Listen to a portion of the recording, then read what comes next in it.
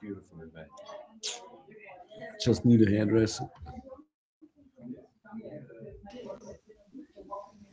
Hey, I should hopefully have other matches. Co-working Matthias, Julie, and Uwe. At least the four of us.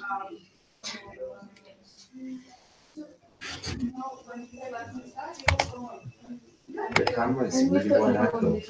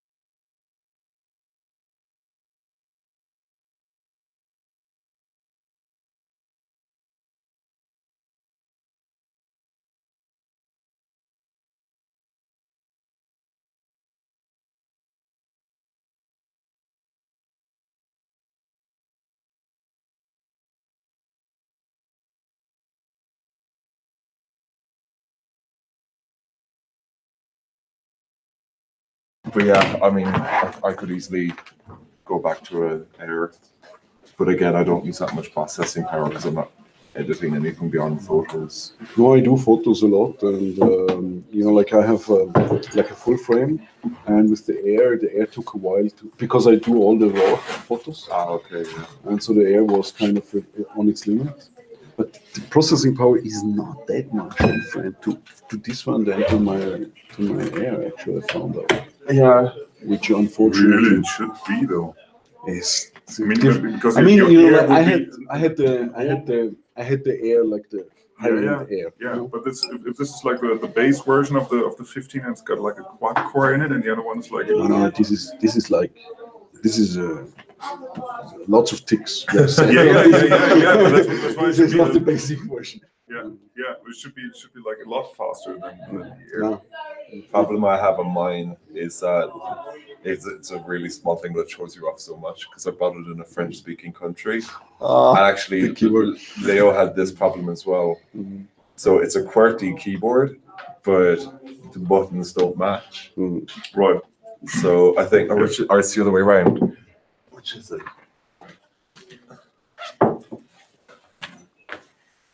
Yeah, it's a QWERTY keyboard under French buttons.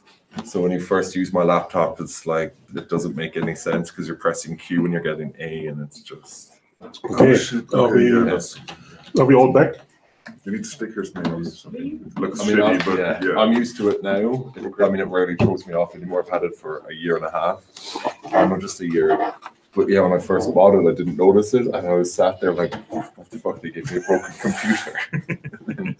And then I worked out what it was.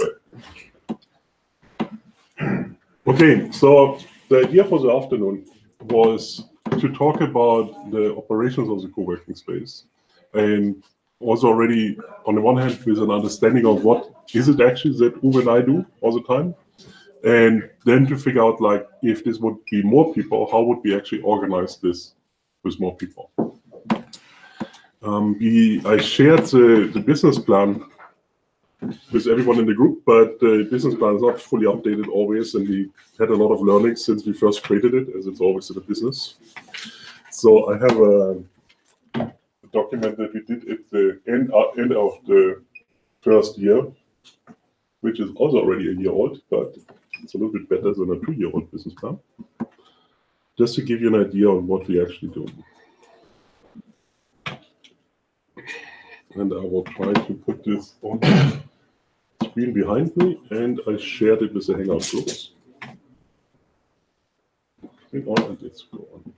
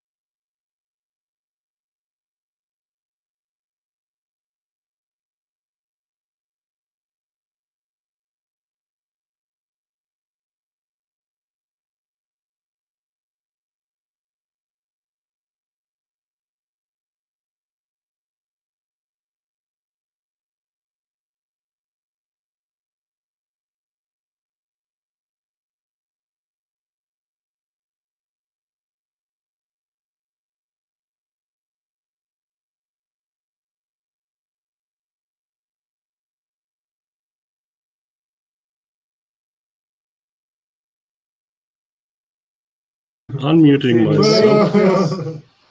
Where are you going? Here, go. Inception. Call from Christoph Marot.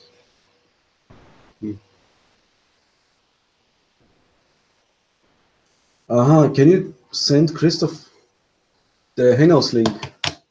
Okay. Or he should be. Is he on Facebook? He just tried to call Matthias, Yes. I think. So it's ringing all phones.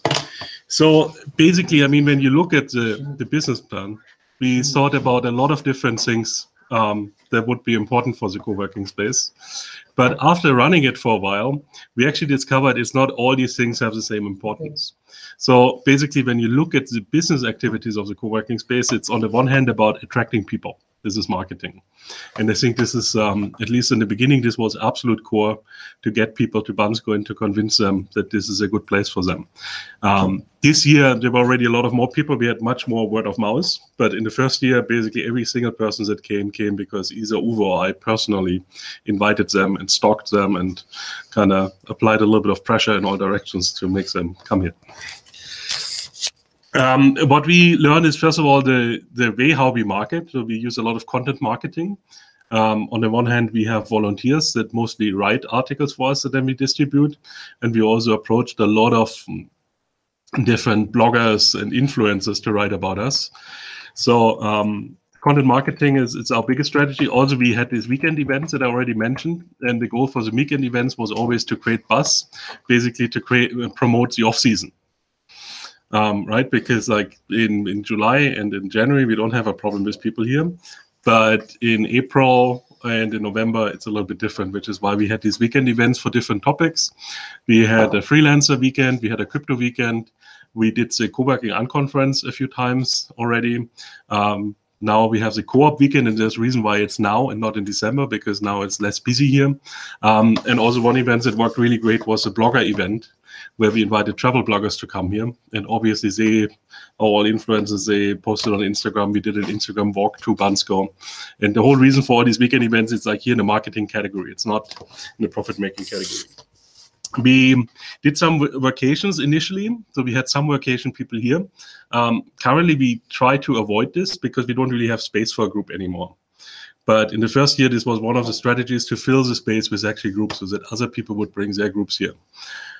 Now it's more of a burden. On the one hand, it turned out that when a group comes here, they want to do their group things. So they don't want to really engage with our members, but they want to create their own community. So it didn't provide a lot of value to the community, and then there's no space. We have a group coming from your remote year in March. I try to avoid it, but it's hard to avoid. It's a smaller group. I think it's only about 10 people or so.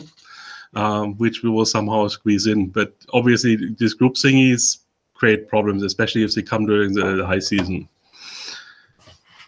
How come what do you mean you couldn't avoid it? I mean, I was telling them that we're busy and that maybe it's no space in the co-working space, but nothing really kind of prevented them from coming anyways. And to make matters worse, they're sending a pre-group in January with 7 people, also remote year participants. So I tried to tell them it's like a little bit busy and I don't know if we have enough space for you, but they said, no, we come anyways. And then you told them to try to pay twice as much.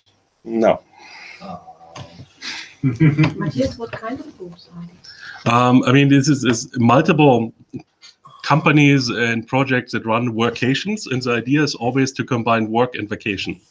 Remote Year is an American company. They do like a whole year, every month in a different country. Normally with a group of 60 to 70 people. But for this Bansko ski month that they do in March, it's only a small group of 10 people. Probably also because I told them that we have 0 space for 70 people. And also they need to try it out first. So the Bansko is a new destination for them. Normally they go at proven destinations like Bali, Chiang Mai, Medellin, so where a lot of other nomads like to go.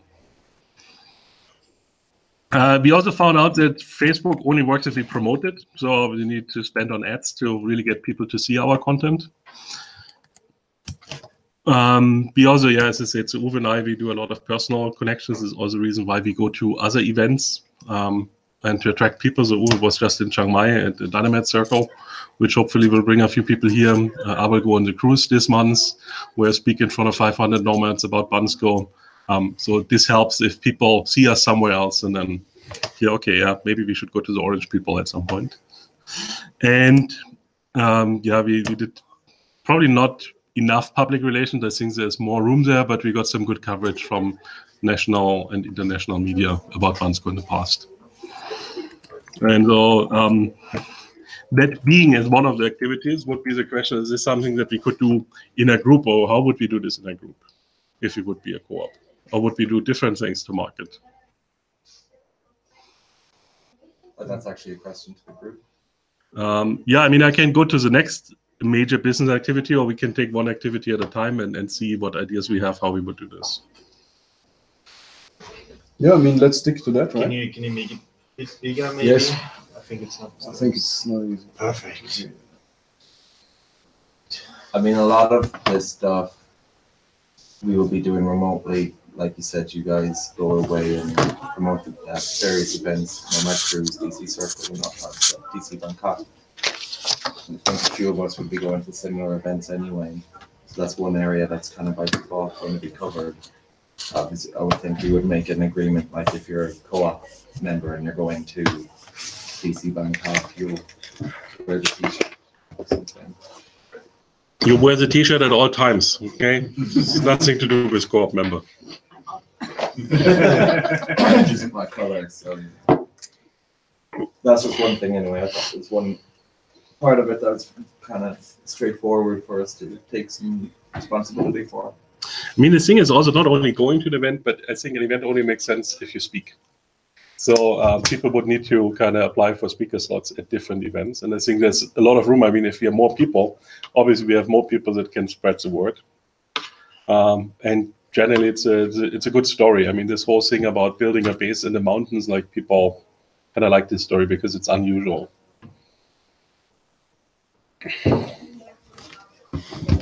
Is this something you could imagine? I mean, in general, I think there are people who are interested to speak more or something like this. But could you imagine, like that you fill a speaker slot somewhere, like where you usually would only participate, but you would rather take a speaker slot instead? I think like for this special example, it would already fail with participating because I wouldn't care about participating in the first place. So speaking would fall off as well. Mm-hmm. Which is actually this would be like, even though I studied marketing, the marketing part would be one part I would not care about, like actually doing something with it, because for me it's super annoying doing Facebook. And yeah, I mean, I can speak, but I don't really care about it. So it's like nothing that fulfill me in any way, I guess. I mean, I'm not a very good public speaker, but I want to get better at it. But like, I think if we were to go ahead with this, you could create almost like a speaking pack that we would have that would cover the main topics of co-working Bansko as a cooperative, and then it's up to us to fill in our personal narrative into it or something. Or mandatory. Yeah, well, this is a good. That's a lot question. of pressure. That's a good question, but I wouldn't say so, because if somebody is going on such kind of events and wants to be involved in what we are chatting on here, part of his job being on that event should be to spend 5 minutes on the microphone presenting what people do in Bansko. It's not that difficult to speak in front of people. Like now we're 10, but it's the same thing if you speak in front of 100 or in front of 1,000. Yeah, but you also need to go there, right? I mean, this is the going there is the other part of the commitment. yeah, and also, like you can apply for a speaker slot, but that you get the speaker slot is another question, right? So. And you have to have a story. Sure. And you have to have a vision. I'm wondering if this topic is too specific for now. Maybe if we are all going with the vision, there come some more ideas up.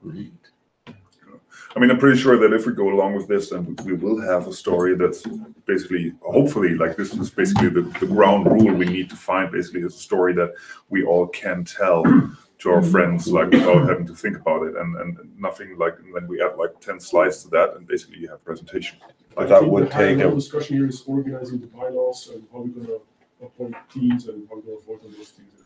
No, but this is Therefore, the part of those formal- things, this results. no. So, I mean, here's the question: is like, do we think around the table? So we have different business activities. Marketing is one of them, and it's fine if some people, like Sebastian, say, "Yeah, marketing is not really my thing," so somebody else should take care of marketing.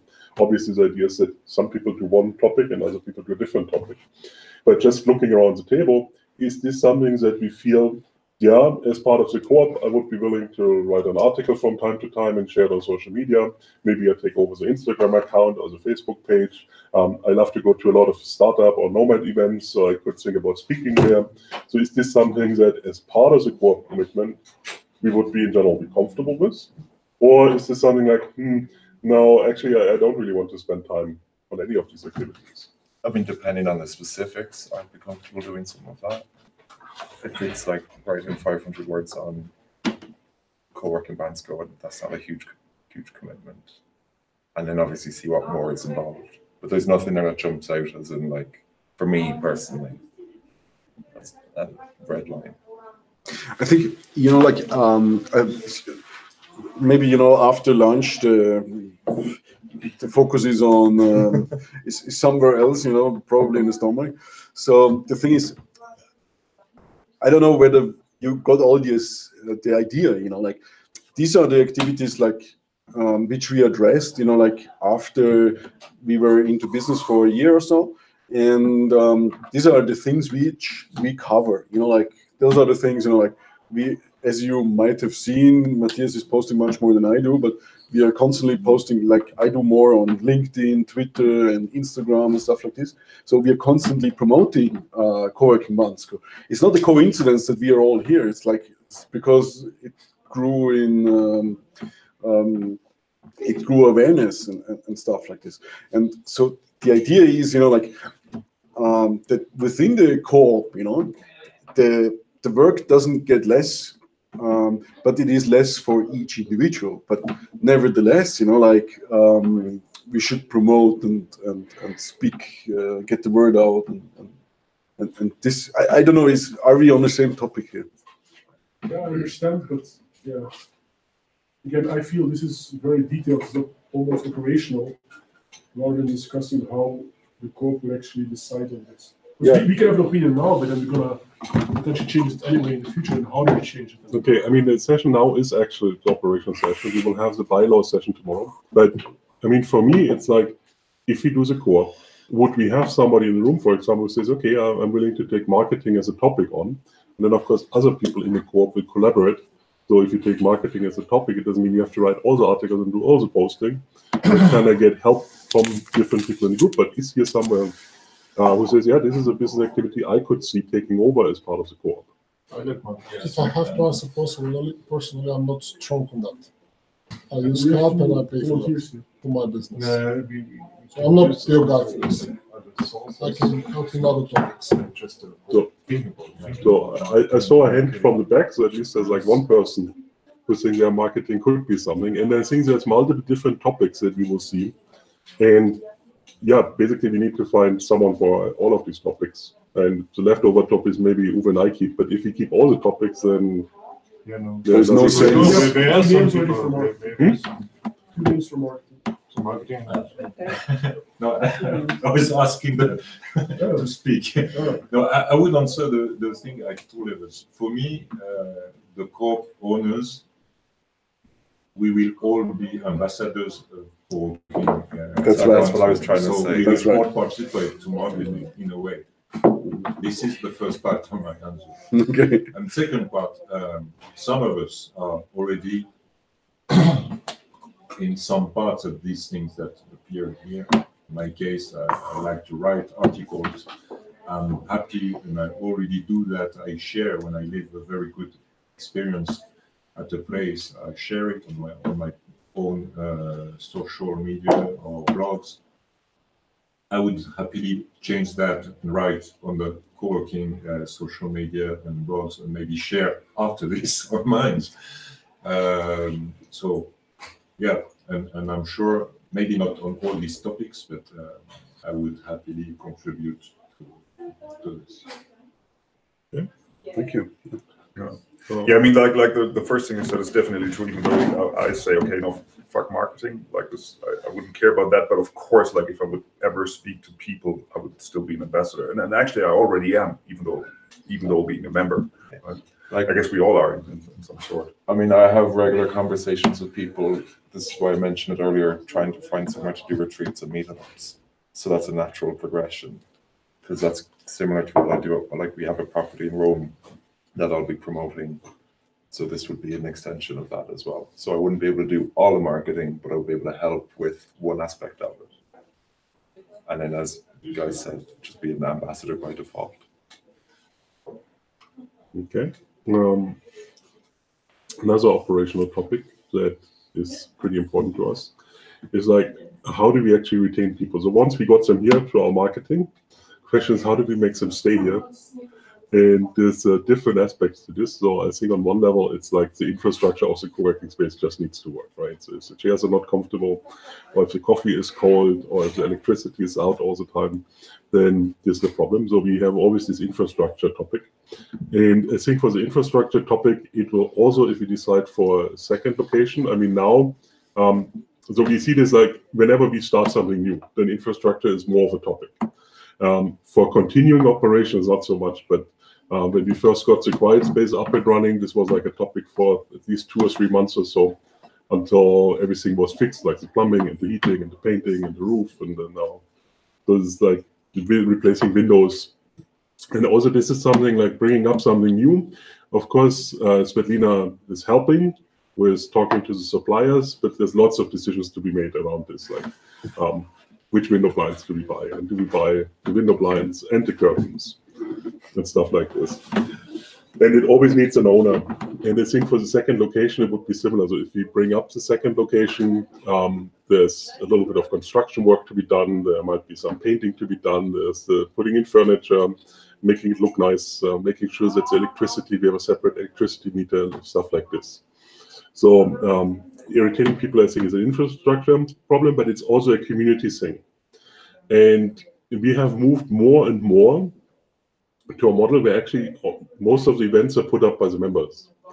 However, it still requires a little bit babysitting in the back and hand-holding and encouraging people to actually do the first Skillshare event, especially if they come new. If you're here for a longer period already in the communities and you understand, okay, just put it online and just do it. But for people that are new, they first need to understand, okay, you put the topic up, you get a picture, you prepare it a little bit, then we invite people. Make sure that you also talk to people personally to invite them to events, because if nobody knows you, then people don't necessarily show up to the event. That's also a personal thing. Sometimes events are not a great fit, and we have to see what's really going on there. So we had something like this in the beginning of last year where we're not totally sure if this is like a multi-level marketing scheme that's going to be pitched to us at the event. So sometimes you need to just curate the events a little bit and see what's happening in the community. And then in addition, there are some events that we, as a space, regularly do, like for example, the Showtime. I think it's important that people understand who else is currently in the community. We have this business challenge / mastermind events that we did sometimes in the past. Currently, we didn't do so many, but also something that as a space, I think it's important to give people the opportunity to share their problems and get feedback from other people of the community on how to deal with these challenges.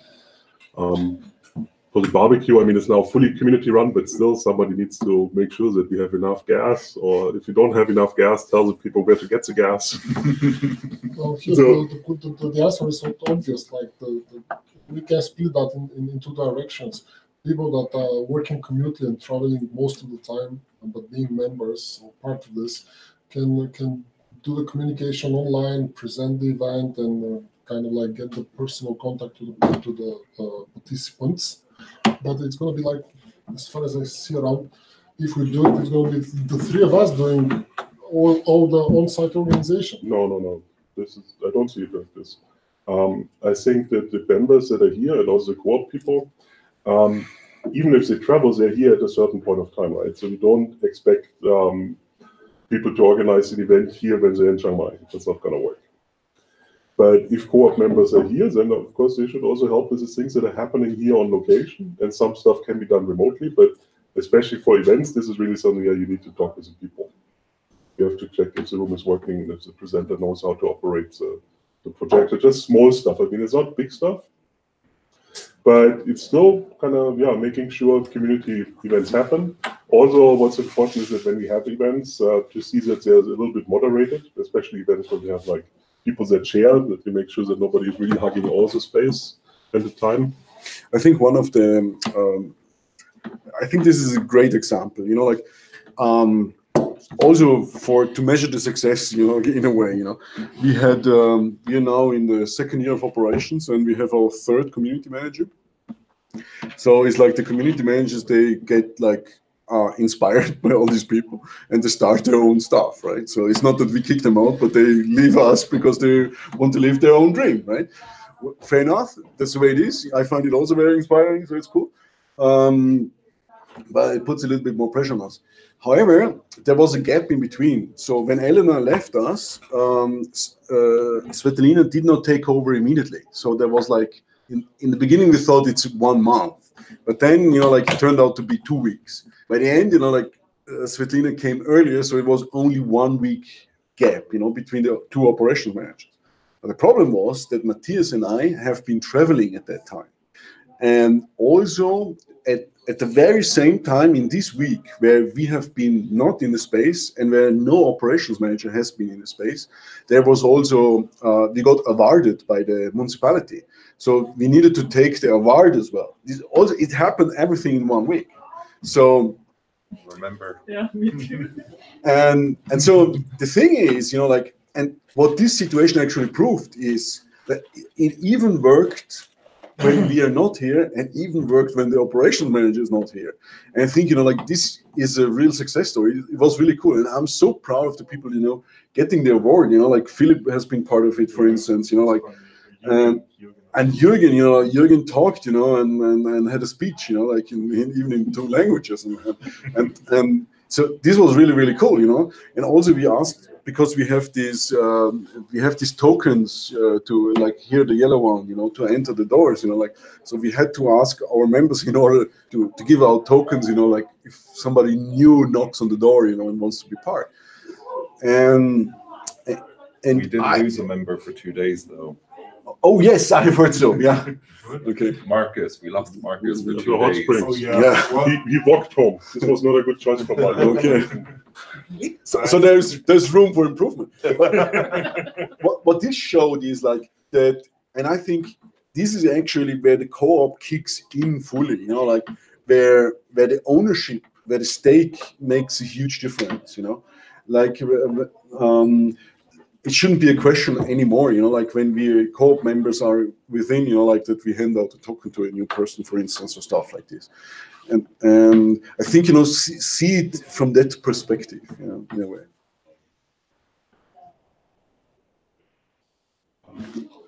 Yeah, so I think this is something and I mean, we can even do this if we are not doing a co-op, but I think it would be great to have a group of more senior members that take also on a little bit of the behind the scene of the community management. And I mean, I don't like community management because it sounds like we're actually managing the community. It's more like a curation and providing some help for people that are new and that don't really fully understand how everything works yet. And then, I mean, another thing, and is there a question or a comment? I think Remy No, wants to say.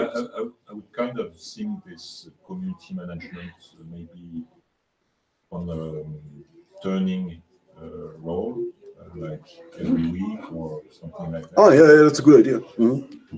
It can be like this, yeah. Mm-hmm. Yeah, acting head of community. Mm-hmm. For me, this also has another aspect. So I think currently we have really solved the Bansko experience for the people that come for a shorter amount of time. So I think all the new members that come, they have an amazing experience, and it's. But my question is like, how do we keep people longer engaged in Bansko, right? If you're here for more than 3 or 4 months per year, like what other things can we do to make it more attractive for people to really be here long term? Because if you're here short term, it's more like a vacation and a retreat type of environment, right? Every day something is happening. It's very intense for the community. I don't know if this is like a long term solution. If you're here for 12 months and you have to play game night 52 times per year and go to the hot springs every week, it's like maybe there's another level that we need to unlock together to make it even more attractive for people that are lower in the community, that are not only looking for this short-term making connections. And I also got a little bit feedback already from some of the members that told me they prefer to only engage with the permads, not with the nomads, because in the nomads they're leaving too often, right? So we always have these goodbye dinners. It's like, oh, too much, too emotional. And I think this is also something that we can figure out together, like how to retain people now more on a long-term basis, and maybe there's other things that are required. If you want to change this whole thing, talking about the house with the rooftop social room, and this whole thing could be something that is engaging to Coop, to be involved in this co-creating, to building something new. The one This thing, is- oh, sorry. This could be attracting to stay here and to be part of something bigger. The one thing, just, I mean, I agree with what you're saying, Matthias, but from my experience of working in similar areas of like high turnover in hostels, but there you're talking days, like people come. But what can happen if you have like, if you deliberately set out to cater for longer term people, the shorter term people, it can sometimes feel really cliquey. So if you have like, say 5 of us have been here for 2 years and we just associate with one another, and you can see that the people who then come in at the beginning, it can sometimes be very off-putting if there's a clear delineation, like we're going to do one thing for long-term people and one thing for the short-term people. Yeah, I So, mean, this would be the opposite of what I wanted. I mean, yeah, what I course. really love here is that we have this mix, right? So before I was more in a stable co-working environment where you have the same people for 5 years and very few new people and new ideas. So I think it's really cool that we have a lot of new people coming in regularly. Yeah. And also that they're leaving and then they go out in the world and get new experience and come back. I think this is amazing. But I just don't know if this is really what it will be for the next 10 years. Yeah. Or maybe there's some other things without making it too cliquey, but more long-term things that are make it more interesting for long-term people. Education. But why would you try to make the people stay longer? Isn't it in the soul of the nomad person to travel? No, our mission is to make Bansko a base for digital nomads. So we are turning nomads into residents. We still want them to travel, but I mean, most people here, they start buying apartments. So I hope they come back, right? So it's like there's really a long term. We were talking about this earlier in the week. It kind of goes in cycles. So, for instance, I've been traveling for 7 years.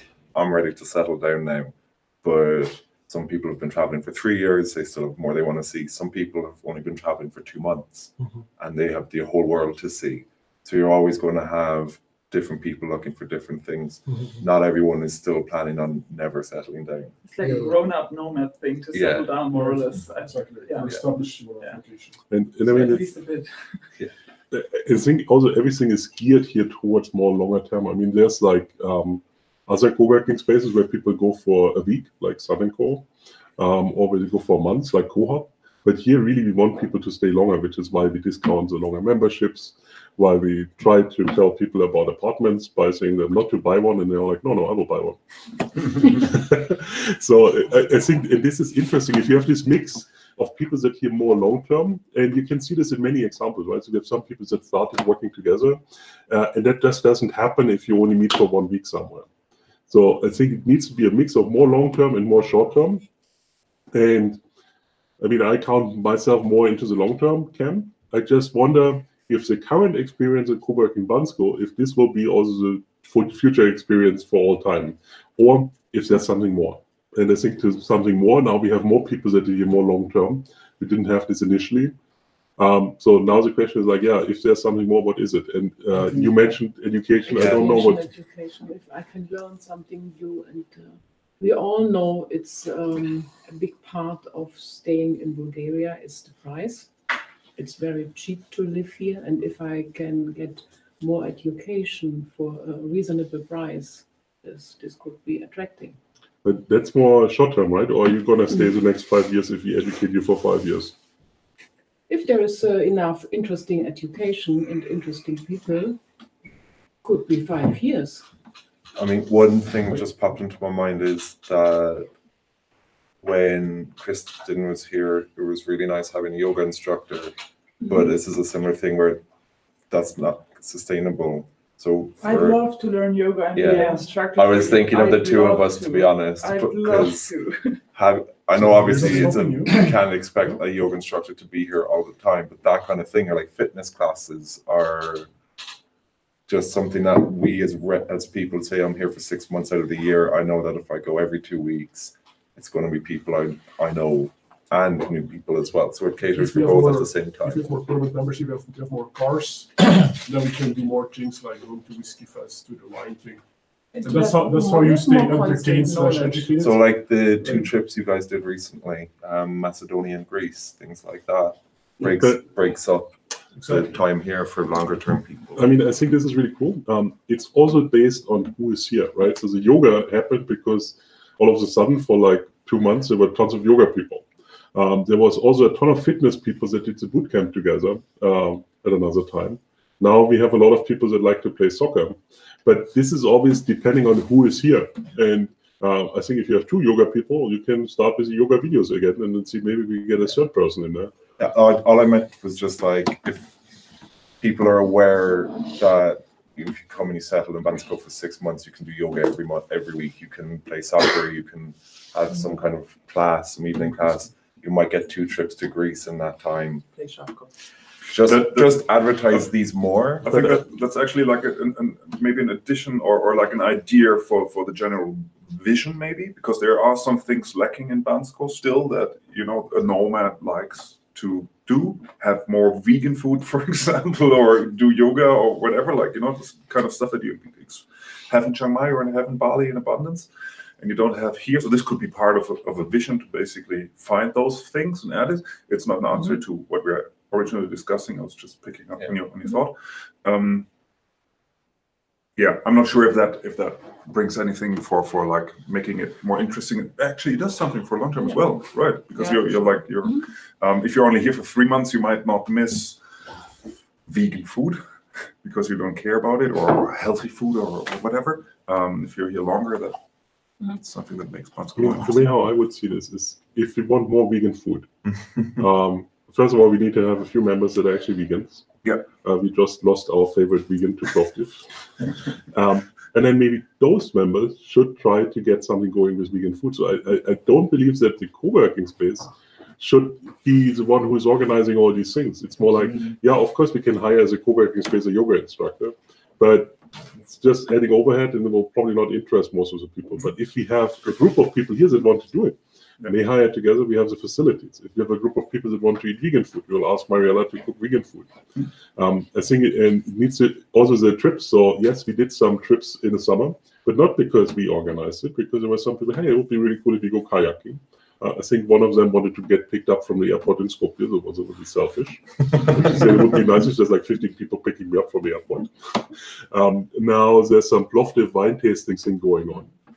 Or we make this village was completely organized from just members. Yeah, so, But I think, you know, like the idea is, and this I think is an important part of what we are about to do, or of probably, is like, and I say when I go sailing, the boat comes empty, you know, like we need to fill it with the atmosphere, we need to fill it with the things that happening there. And I think this this has become a platform where it's really a very fruitful, how can I say, like soil for things to grow and for things to happen. And so for instance, I remember in the beginning, you know, when we said, okay, let's go hiking, we have been 3 people. Now when we say, let's go hiking, we are 7 people. You know, so whatever you put out, the response is more.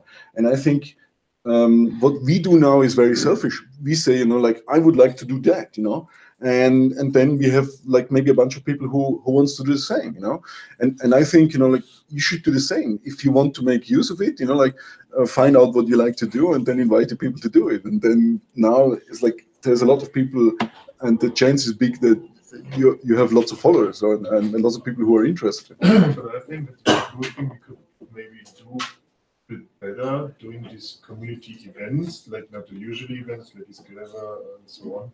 Like maybe organizing a bit more. We are more people and having some more capacity for organizing Weiler trip or something like this. And saying, yeah, we have to do this. And we could use this also for advertising in a public group or something. If you have more cars in the future, if you have more permanent, you can just rent cars. But if you have like, say for instance, all the weekly community things are great, but as you said, like going every week to it's greater. But if you had things that were 3 times a year or 4 times a year or every 2 months, so that members who are a bit burned out by going to barbecue and everything else every week but still want to be involved, can have a relay trip, for instance. Yeah, like these trips every 2 or 3 weeks or something like this, and then we could use also this like. And then it doesn't get overdone because you're not doing it that often. I mean, there's also, the reason why I also don't like to organize these trips, because organizing trips is actually a business. So if you post trips like this in the public group, there's multiple things that happen. First of all, we start competing with local businesses, which is something that Uwe and I. Stop, it's misunderstanding. I would just say, oh yeah, Bulgaria is so great. We just discovered this place, blah blah blah blah blah blah, in the Co-working Bansko group. So if somebody just joined the public group Co-working Bansko and saw, okay, they're doing actually every kind of week something special. So you mean marketing-wise? Just afterwards. Okay, I hope that we are doing this, but we need to post more. Yes, we definitely need to post more. So this trip organizing, and then the other thing is, like, if we organize a trip to Rilla every 4 months, I think this makes it even less attractive for long-term people, because how often do you want to go to Rilla, right? I think the exciting part was that we do different things, so that even people that are here longer, they go to kayaking first, they go to wherever we went to Kevala for the house, which was a pretty unique experience. The Rilla trip was pretty cool. I mean, I was at Rilla too many times already. But so there's really some cool things, and maybe we can document this for people that come, say, hey, we have like these day trips. You want to grab a few people to do this, and how do you rent a car? I think it needs to be self-organized. I don't think it should be co-working organized, because then again it comes into the like are we customers? Like, okay, now we have this tour operator and they are organizing this tour and blah blah blah blah blah. But if it's a few members, it's much easier. And then also all this other stuff, like how many people do we have in the car? What is the price if you don't fill up the car? This is much easier. 4 people get together. Then if we need to build this into the business model, what do we do if only 3 people sign up for the trip, where we have 5 seats in the car?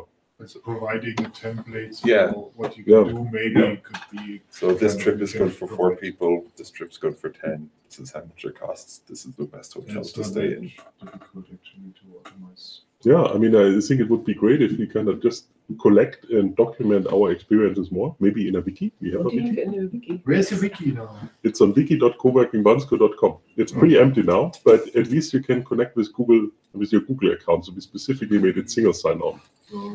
Nice. It's a very tricky balance to make it up between co-working space as a space dedicated for people to come, relax, and combine work with fun, and then event organizing part. As he said, some people are maybe getting fed up with doing exactly the same thing on a weekly basis, while they prefer to come here so that they can be in a working environment. Because, just one moment, because even though I'm not coming to work here every day, my initial thought would be, okay, co-working is a place where I can go and can work remotely instead of being alone at home. And if I want to socialize and get together with more people like me, I can go on a weekly event. And following that, maybe it's good to have one, but not more than one event per week, and then have a set of, let's say, 4 or 8 events. So every 2 months, these are repeated. This week, you do a trip to the mountain. Next week, you go to Greece. The other week, you do a barbecue. After that, you do something else. Of course, depending on the season and depending on what people have signed for.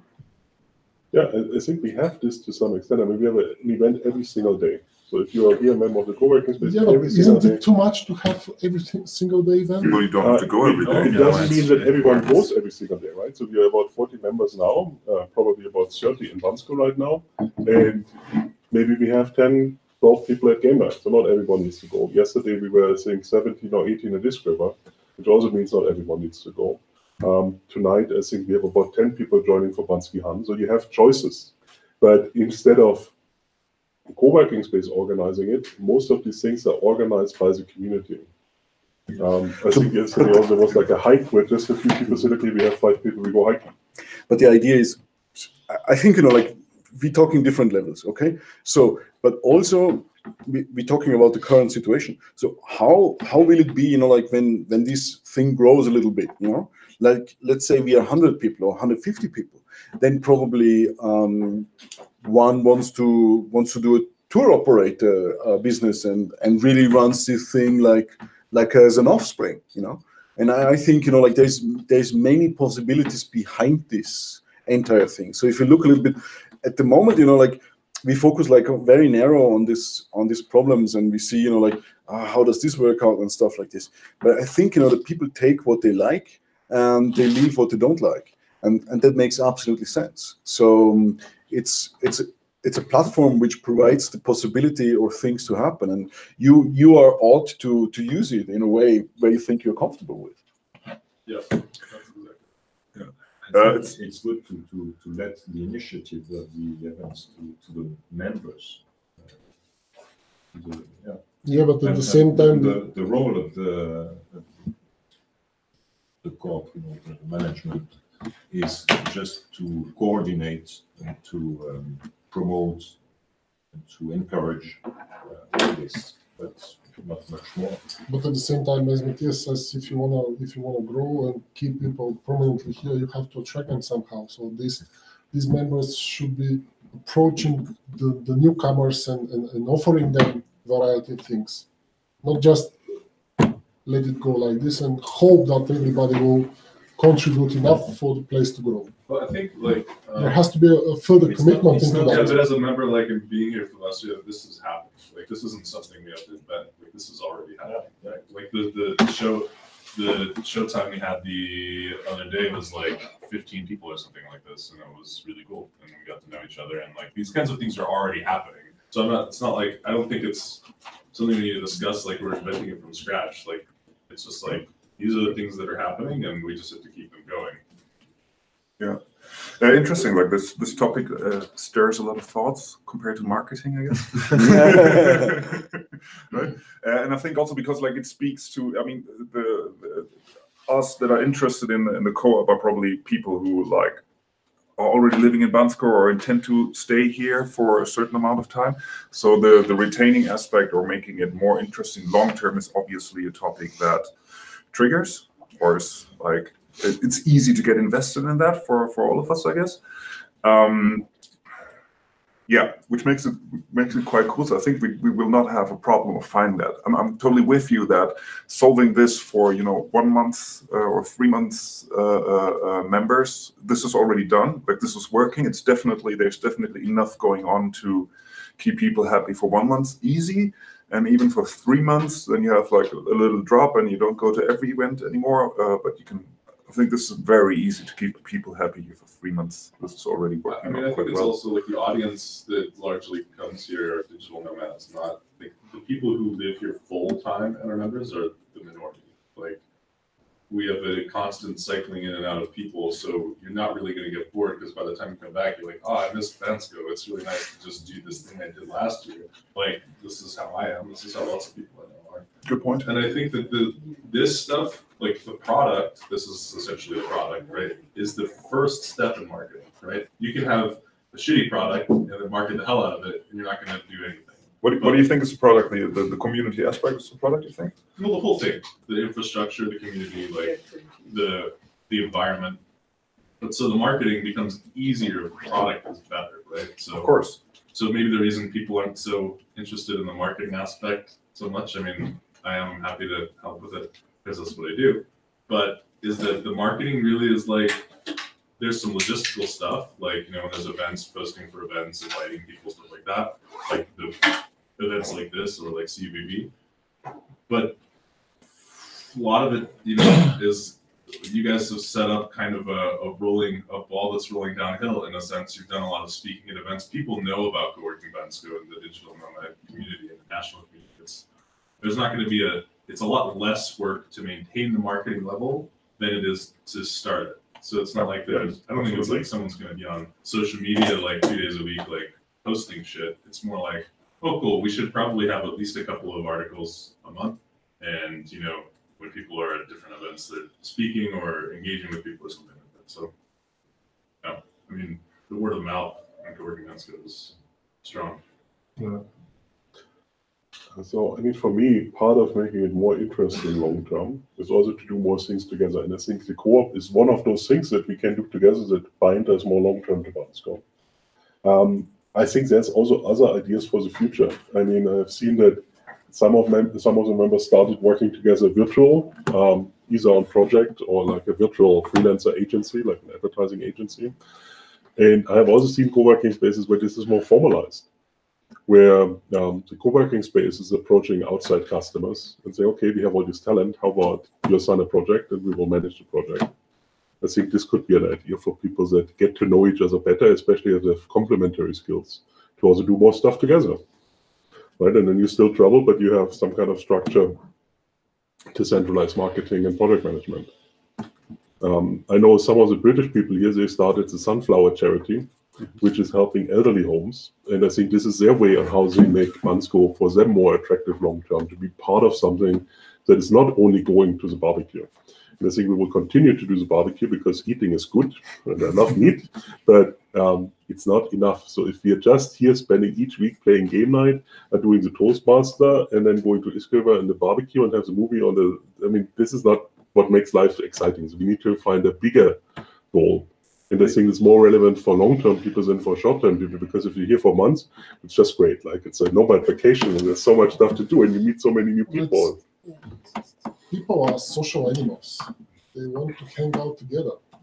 So the more you can offer them in terms of activities that can be done together, the happier they will be. And if you can offer them a variety of choices, that's the best you can do. Like today is the barbecue. I hate barbecue, I won't come. But tomorrow they want to climb Vihan Peak, which I love, and I'll go. And when you do that variety on a, let's say, seasonal scale, depending on the 4 seasons that we have here, you have the attractions for everyone. And then it's up to them. You can't do more than this. Yeah, but the question is, what is the attractions that we try to seed? And yes, I agree, so the ball is now rolling downhill, but also this, you need to figure out, like, what gets the ball rolling. And for me, really, the next question is, how does the ball roll next hill? That's a question and answer thing. Like, you ask him what does he fancy, and then exactly. This is what I think as well. So the more people are involved, the more ideas are on the table, I guess.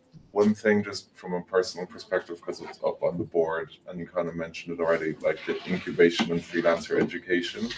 Like, I'm trying to change my career at the moment, and I'm doing a lot of things that I don't really understand. And it's scary. I mean, it always is. I have a business idea, I want to succeed, but I don't know exactly how, because I've never done anything like that before. If there was some way of at least advertising that in co-working Bansko, if you were to come for 6 months, you could sign up to something, or there was an environment where I could bring my business idea and be pretty confident that by the end of my stay, or if maybe not the end of the stay, but after 6 months of staying here, it would be in a much better place. That would be very appealing. Yeah, so it's a lot of the same ideas kind of in one. So going from, like, say someone's been freelancing for 3 years, they've got a really good business idea, they think, but taking it from the idea to market it. If we could facilitate that, not just because that's what I need right now, But I know that I would get a great value out of that if I was 9 months ago back in England and this idea, like, because that's what happened to me. I came here for 2 weeks. Everyone was asking me about working online in East Africa. And by the end of that 2 weeks, I had a business idea that now 4 months later, I've still not done anything about because I just can't work out where to start. But It's if all there about was the right balance between work and fun. Yeah. So if there was that on the back of the hot springs and the barbecue and everything else, but once a week or twice a month, I would have 2 hours to work on specifically collaborate with people on my business idea. I think that's the logical extent, to what is already here. The thing is that we, in our capacities, the day has only 24 hours, right? Yeah. So, and that's the problem. But bringing this to the table, and spreading out the work, then we free capacity, and then we can actually maybe have the air and the power to do something. Or to take it like a few steps back, move to Bansco, and within 3 months you'll be working online as a freelance social media marketer, because that's what a lot of people sell online. I'm in a Facebook group that's dedicated to that, to get you from working in an office to earning $10 an hour, so that after 3 months you're making maybe $1,500 a month, which is enough to live in most parts of the world.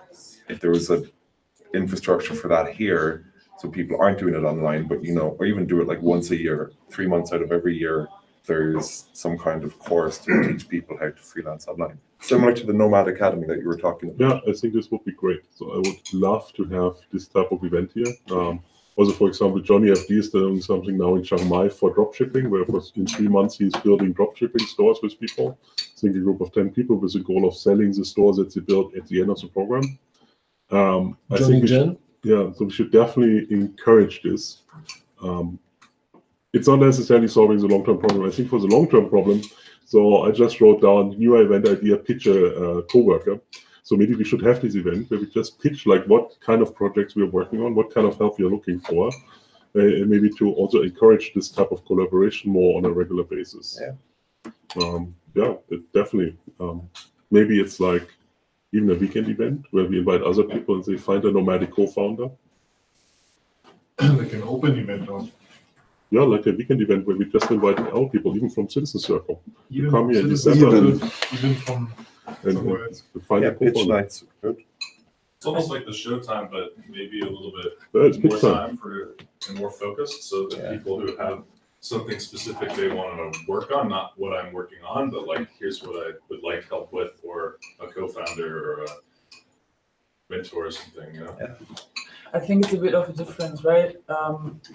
The tasks which are already there, which have to be solved somehow, and new ideas and stuff like that. It's two different things.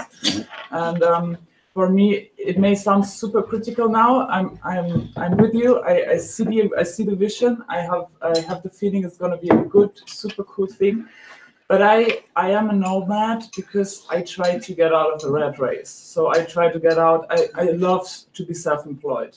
I love to have my own time schedule and make my own stuff. So the worst case for me would be I have a huge amount of tasks and I'm a responsible person, so I want to make them good.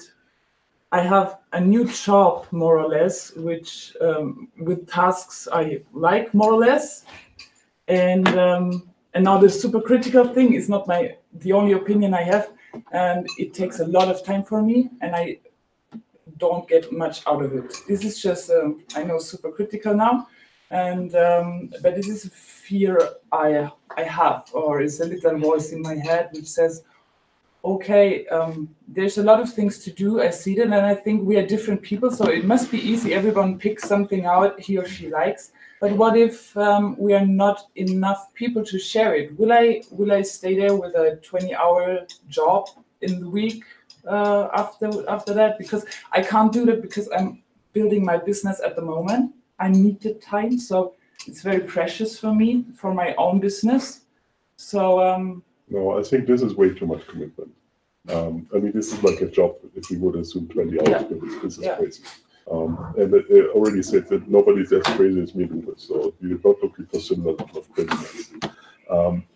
But yeah, I mean, I don't know how much your commitment is, but maybe like 2 hours a week. No, but okay, there's an On average upside or and something there's a like this? downside, I think, right? So the upside is like that you get value, okay? So and the downside is you need to put yourself into it in a way, right? So, but I think, like we all more or less live a nomadic lifestyle and we don't want to give up on that, right? And we always said that this is one of the core things Matthias and I want to be able to. We want to be able to travel. We want to be able to do things, right? So this was always important to us, and it's our core. This is how we built it, and I think this should be still. We should be able to maintain this, right? But isn't this for all the nomad people? Absolutely. But nevertheless, I think, and this is probably fits more to the session tomorrow. How much commitment do we need to put in? Maybe we can say there is a 1 year commitment, and within this year, I'm taking over 1 week or 2 weeks, whatever core work at co-working Bansko or so, and the rest is I'm free to do whatever or something. But there needs to be a plan, and there needs to be a clear commitment from all of us. Because what not will happen is that we have a cooperative, and Matthias knew we are still doing the same thing, so then there needs to be a change going on, in one way or the other. Yeah. And for me, it's okay. It's okay to do marketing. It's okay to stand at the building and let people in and out. It's okay to make yoga session and willing. I'm really willing. What would not be okay for me is to have a new job. Like to be employed somewhere, because this is why I live like that. I fully agree. Managing money, so you don't get employed. This could be kind of your education to keep your distance and to say no. Oh yeah, I really need to learn that. Totally get me there. She says no. Yeah, but I think like maybe we try to rephrase that a little bit. We're gonna buy a stake, so we're gonna be somehow financially invested, which makes the whole thing interesting. I get that. I also get that we cannot expect to get a lot of dividends. I'm also very much pro rather reinvesting and growing than taking out dividends. I can also see that at the current level, we cannot give free membership to the owners. So the thing is, like, what is actually the value coming out of this? And bottom line, the only thing I actually see is making something more interesting or something more livable. And this is to some extent what basically below the line, what can still be there is some sort of hobby, basically, right? And nothing more. Because like I can see that there's no financial gain in this. So it needs to be a hobby, or it needs to advance me personally or my life on a completely unbusiness related level. Could be on a business related level. Yeah, of course you have the network and right. And also you can try out stuff. So I mean, for example, Philip is becoming the next big photo shooting star. So maybe he becomes the official photographer of the co-working Bansko Co-op when he's here. Right, so and then he can try out his new drone and fly it indoor and see how this goes and things like this, right? So I think you need to have a little bit passion for it. If it's totally unrelated, if we now make Judith become a yoga teacher so that she can teach at your co-working Bansko in the future, it's maybe a bigger commitment than if we ask someone like Zach, who did yoga while he was here, to run a few events. And yoga teaching is not part of the co-op commitment because it's more these business type of things. But I think you can really use the co-working space to educate yourself. It's like a training ground, right? So mistakes here are not so expensive. I learned a lot here. I'm now building this social media spamming tool after seeing that how sucky Facebook is at spamming people.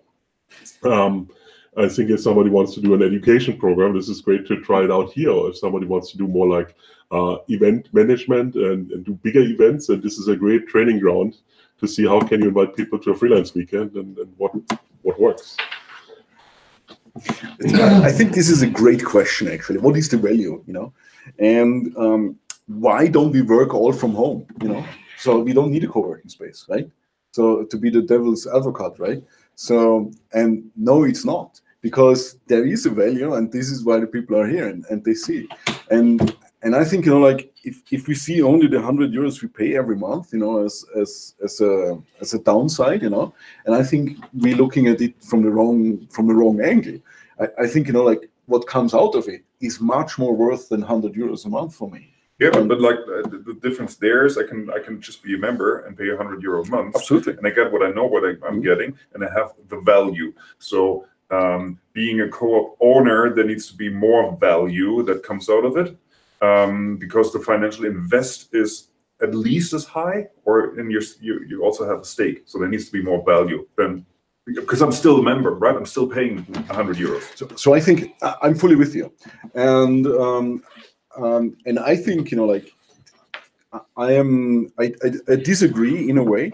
I think, you know, like dividends can be actually we should be able to pay out dividends, but this may not happen in the first year, maybe not in the second year, but at some point, I'm very sure that the greater audience here, the greater board, will create more, will draw in more people, and therefore will create more wealth for the entire co-working space as such. I would think some of the value is that, say, in 5 years' time, I would hope to potentially sell my 2,000 or 3,000 or 5,000 euro share for 10,000.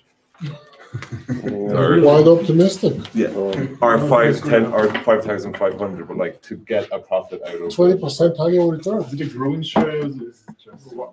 No, I think normally it's not growing, but so okay, there will be dividends. I mean, even this year we could probably pay dividends, but the dividends is not the interesting part. So for me, the additional value that you unlock as the owner or co-owner of this space is that you have much more impact on the direction and the policy where this is going, right?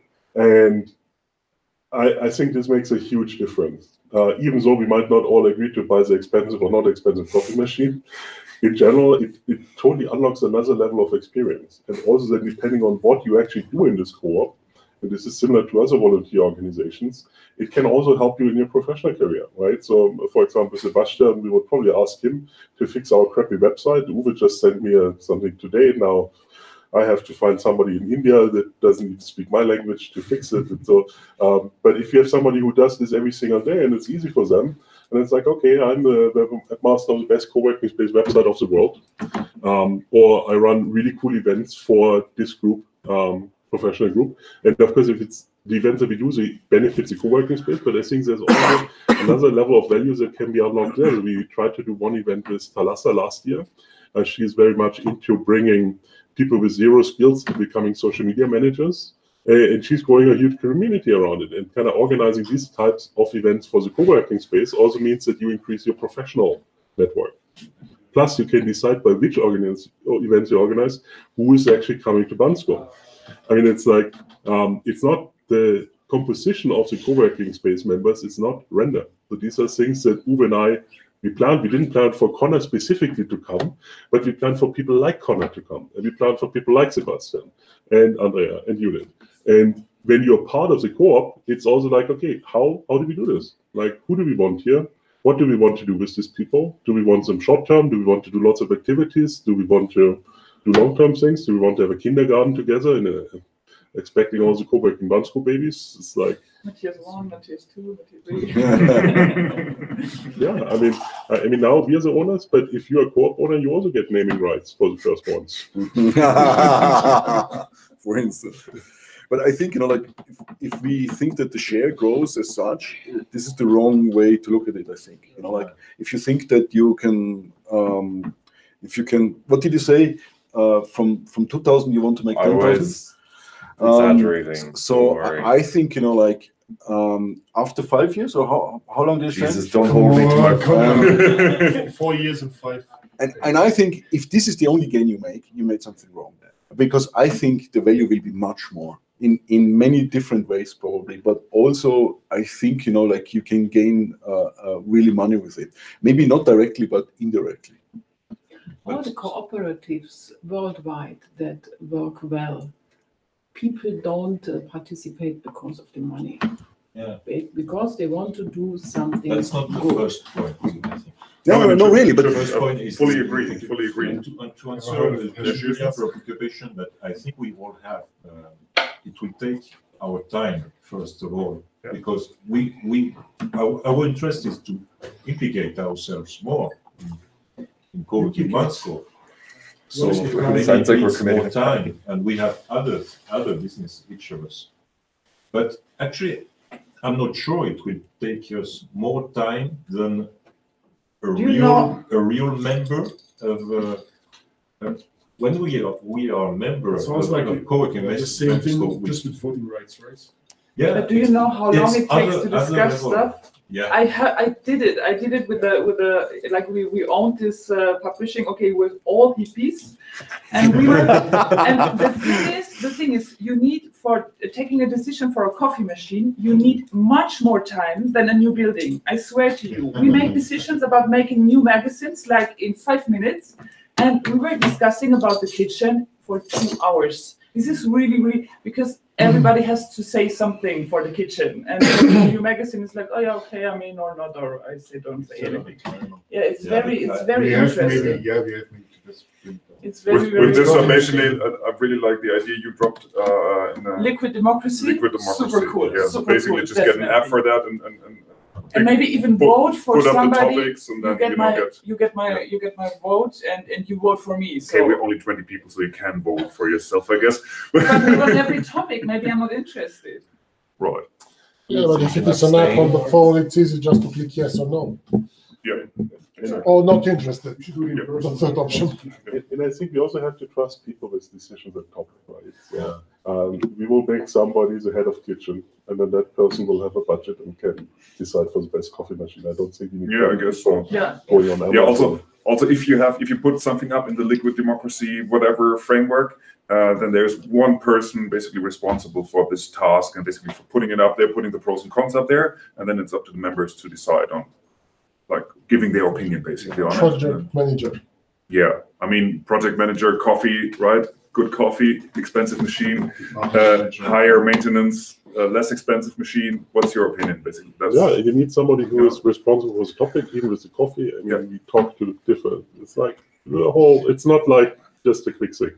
Yeah. There's many different aspects, and it's the same for all other topics, right? So you need somebody who feels responsible for it, and But that's exactly the next thing, business operations, the different things that have to be done within the job, the background. okay. So the business operations. The good news about the business operation is that a lot of this we actually have Svetlina for. So for all the accounting and the legal stuff, Uwe and I are not involved, except if we again need to do powers of attorneys or stuff like this. This is already a big commitment. The member invoicing is fully done by Svetlina, so she's welcoming new members with an invoice and then following up for extensions and so on. There might even be ways how we can automate this further, so the week without anyone also showed us that even though people can sign up online, they're not getting the invoice automatically. It's also not a big priority now because it doesn't take so much time, but there's really ways to improve this. For the member onboarding, we have changed and automated a lot of things. I mean, for the last 2 years, we're really like learning how do we communicate. And now we have this like email series that goes out. I think this helps a lot. Also having more members that have been here already helps a lot to transfer the culture to the next member and explain how the coffee machine works, stuff like this. Also the offboarding of members, still an open topic, but also this is fully done by Svetlina. So she's sending people reminders about possible extensions, and then if they don't extend, getting the tokens back and stuff like this. The supplier payments fully done by Svetlina, so we don't really have to do this.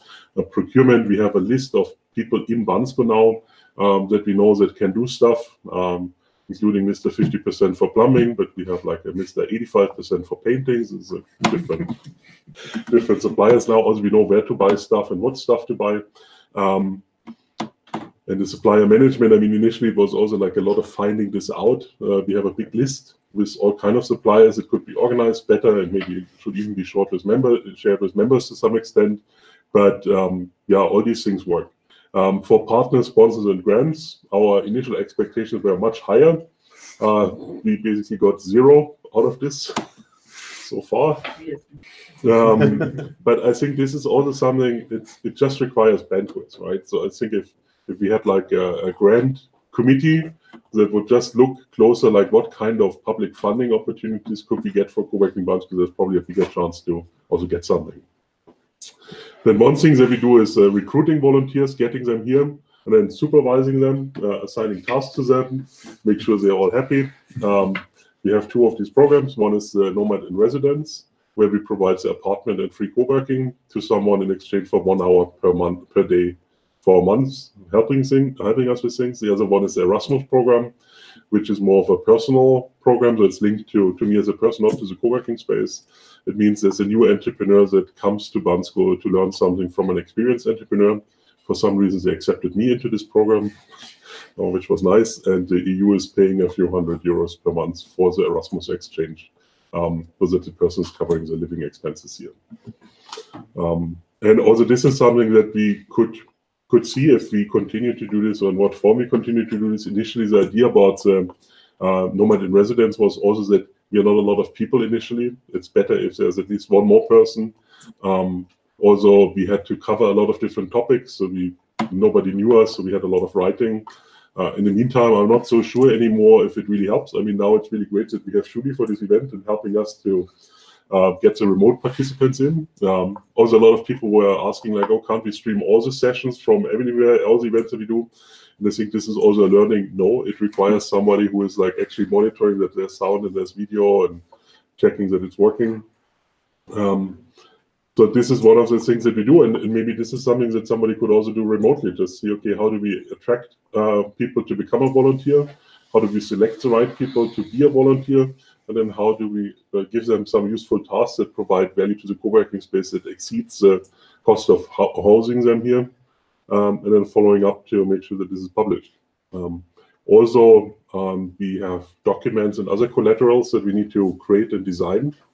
This, for example, the guide to Bansko or the long-term accommodation guide.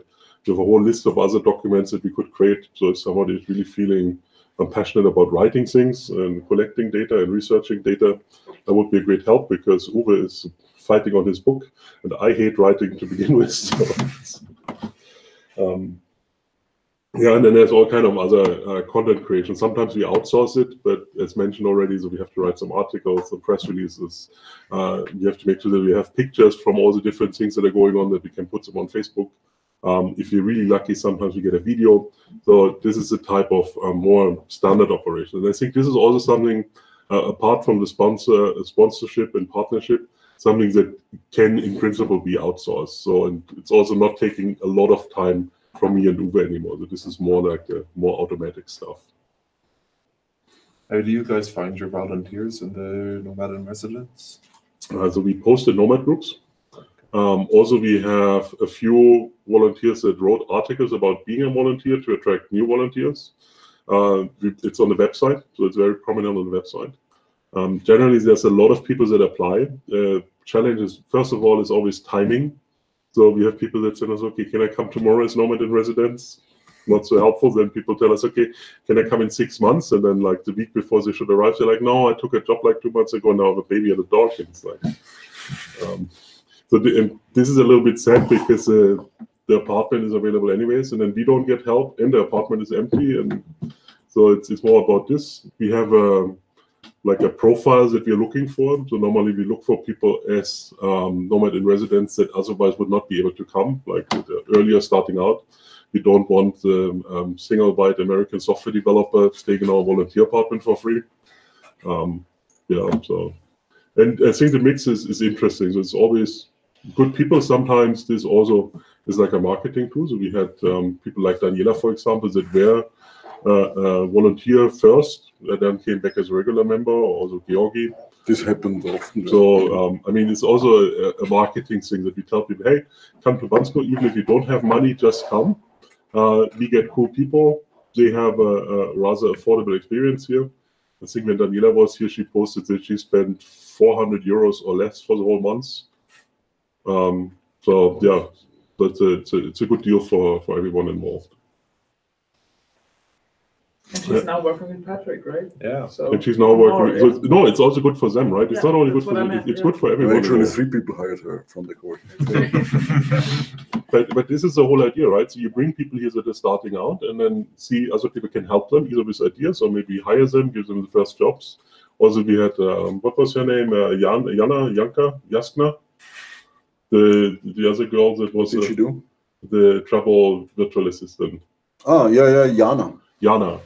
So she was here. She also got jobs from the co-working space. So she wanted to start a virtual assistant business, and our members were her first customers. The problem with this is that sometimes people see this more as like an entitlement to become a volunteer. So and then they say, okay, so I want to come for free, and can you take me now? And they don't understand that first of all we have only one per month for this, so it's a limited amount, and that we also select a little bit. So if you already make too much money and you just want to be skimpy on your accommodation, it's not the best choice for you.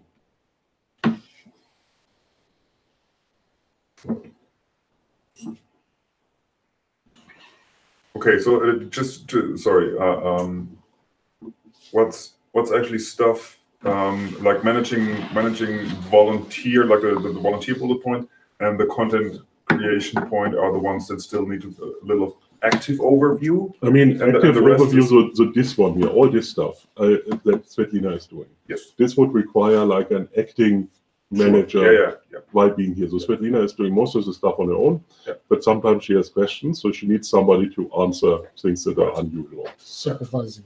Supervising. And this is not a lot of effort, so she's really super skilled in doing really good stuff. And this is also, I mean, the co-working space itself kind of improved a lot of these processes. So when Irina started here, we didn't know anything. We didn't have any processes. Nothing was automated.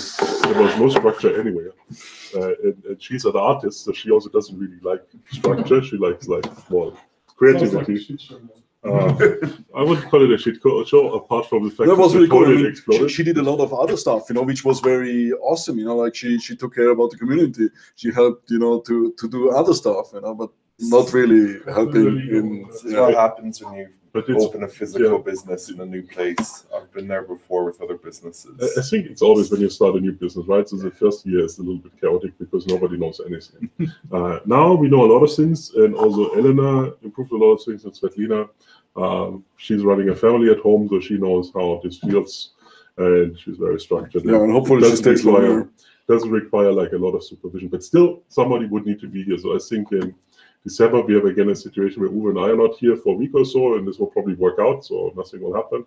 But if it's like a whole month, probably not so good. So somebody needs to be in charge. This could also be online. I mean, you don't necessarily need to be here, but she needs somebody that she knows, okay, if I have a question, this is a person that will give me an answer. And then there's this other stuff. So I think for this partnership, this could be one person that says, yeah, I really like to network with companies and other people to figure out stuff to do. If we have a designer in the team, clearly like overseeing the visual identity of co-working Bansko could be something. And all these are not like full-time tasks. I mean, we are a small co-working space, and even if we grow, we will not become a publishing house. It's more like that maybe once a month we have something that goes out, and of course we can just do a flyer that we do in Word and will look a little bit shitty, or we spend a little bit more effort with somebody who knows what he's doing and looks better. And then content creation, I mean, sometimes people ask us, how can you write an article? Sometimes it's more like finding out where should we have a guest article, and then motivating someone to write something up. Okay. I think this is mostly what we did here. Then also we had another document kind of similar. This was, I don't know, what was this?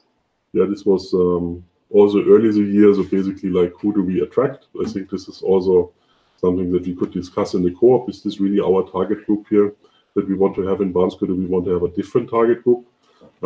I think we should aim to, in general, more female entrepreneurs in the space. It requires a little bit effort to get specific groups here, meaning you have to do specific events. Maybe you have to make it a little bit easier for them to come on board. Maybe we have to provide avocados, so there's different ways. Yeah, maybe more yoga. Yoga and avocados, man. Free yoga and avocados. Put it instead of coffee and water. Yeah, I mean, this is not even a joke. I mean, I know a lot of friends that organize events, and they always did pizza night. And once they started to also have some salads in the evenings, they saw there's now more females coming. Interesting. But you have to be conscious about it. Like and this was a target mix that we had in the past. We kind of failed here on the Bansko vacation homeowners. I don't think we have anyone in this category. Something totally different, Matthias. Will that be one resource where we can find all these documents for us? It's in a group. I mean, it's so we have an internal group called Co-working Bansko Management, where Uwe and I and Svetlina and Elena posted stuff. We also have a Google Drive, which is not as organized as it could be. So this is also something, and it's like, but yes, in principle, all the documents are available. And when we do the co-op, we should also figure out like how do we store the documents that everyone in the co-op has access to all the information, and it should be as transparent as possible. No, Wiki is open now. Yeah, Wiki we have, but the problem with Wiki is then somebody somebody who is actually creating the content. And we also have to use it, like nobody's using the it. Wiki. Nobody is promoting it actively.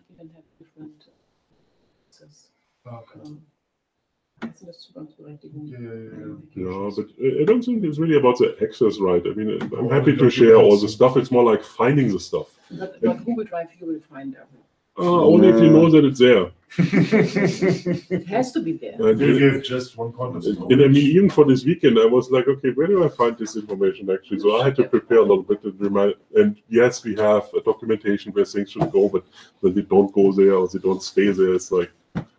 Yeah, also Google Drive is just a big mess because then you start a new document with docs or spread or whatever, and then it ends up somewhere. Right? It's never in the folder structure. Mixed it's Pickle just somewhere. 3, yeah. Mixed Pickle 3. Put it in your Awesome idea 1. Yeah. Business idea 10, 9, 18. That's Good good. stuff. All these kind of definitions you made in the past, you would tackle it maybe after the information. Yeah, I think we should revisit all this, a lot of the assumptions, and say, okay, because also a lot of the stuff that we documented at different points in time, right? So it's not like one of us is constantly updating all the documents to the current now. But for the co-op, I think it would be good to do like a business plan again to see, okay, and kick off event day thing. And just document it. Okay, good. So I have shared most of the stuff that I know about operations. And I think now is the time to kick it back into the table to see like how would this in practice actually work? Like how would we make this happen? Yes, we would do. Yeah, I think It will just happen. Good one. It will just happen, not happen. Can you sign the empty piece of paper, please? Can we ask for 10 minutes break? Yeah. Oh yes, it's a good idea. Everybody to Yes, get super. their mind together. Mm-hmm. Good thing. Awesome. 10-minute break. Because Connor was not there. Decided.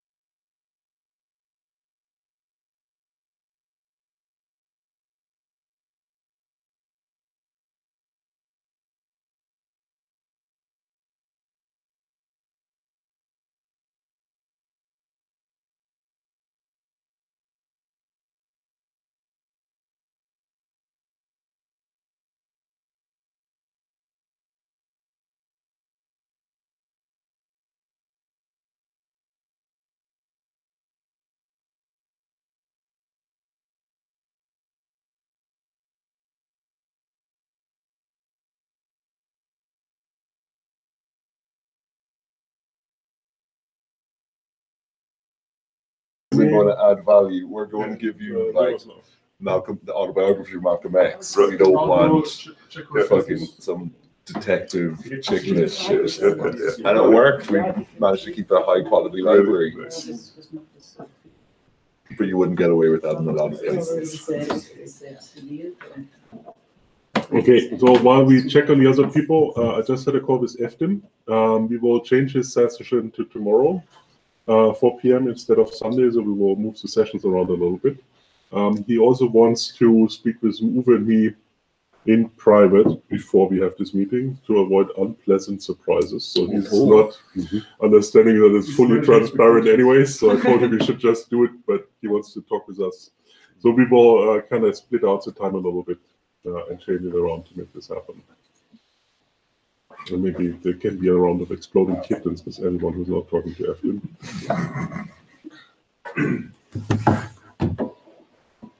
Okay, should we wait? Who is missing? It's only Philip and Miroslav, right? No, Philip is not missing. Miroslav, okay, good. So, Ryan is here.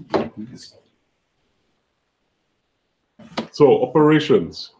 Now that we have shared what we actually do when it comes to operations, how realistic is it to split this out? Like, how would we split this out?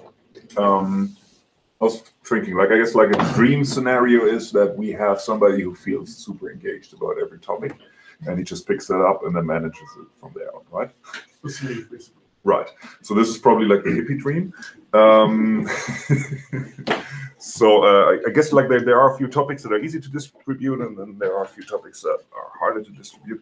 I guess from my perspective, it's always good to have somebody who's like responsible for a topic, which doesn't mean he has to do all the work for that, but he at least has to like manage the topic or see that another member is fulfilling the job at that time in that month, I guess. And that means, so for example, once like the marketing hat, he has like a marketing hat basically, and he has that for, you know, voted for a year or something.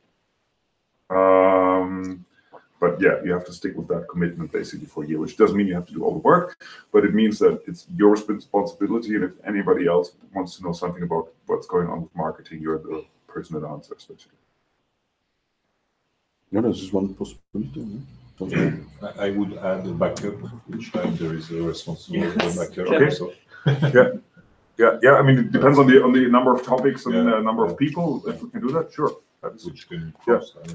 It's also nice to have for something. I mean, yeah, that would help as well. Like you said, Svetlina needs to ask a question in a 1 year period or 6 month period or whatever. There's 2 people, so she's not asking 10 of us or 20 of us. Yeah. She knows that from January to June, it's one person. Next year, it's another. It's good to make it clear from the beginning. It's for 6 months, so this makes it easier to find someone. Yep. And that gives us as co-op members an opportunity to try a new area of business. That's a very good point, right? If you want to try out operations because you think you're going to open your own place, do it for a year, see how it goes.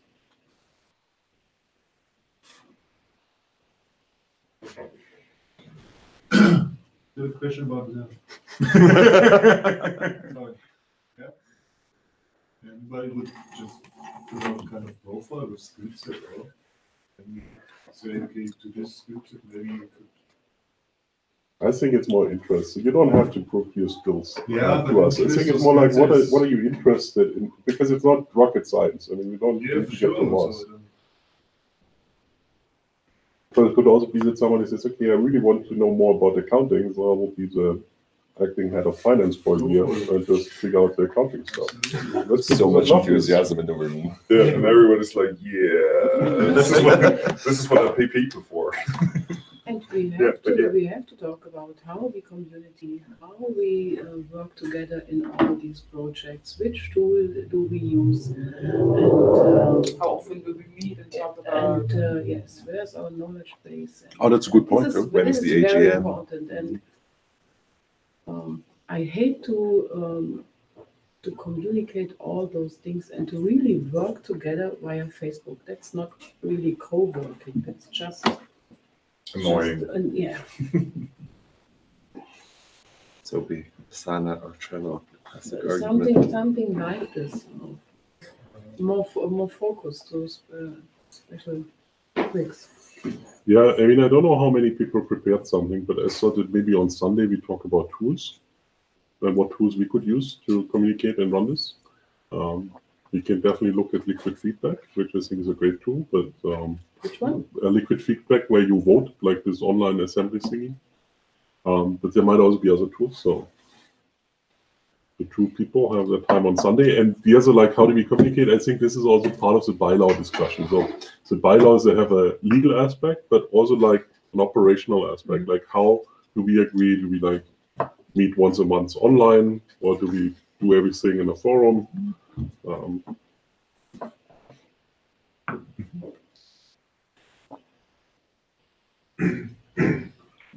One structure that I tend to like, sorry, I'm sort of hiding behind the pillar for some people, but is like kind of a layered structure. Like, I don't think that all decisions need to be made by the co-op members. Large decisions for sure, like anything that would involve investing a certain level of money or a certain level of profits, or distributing profits, of course.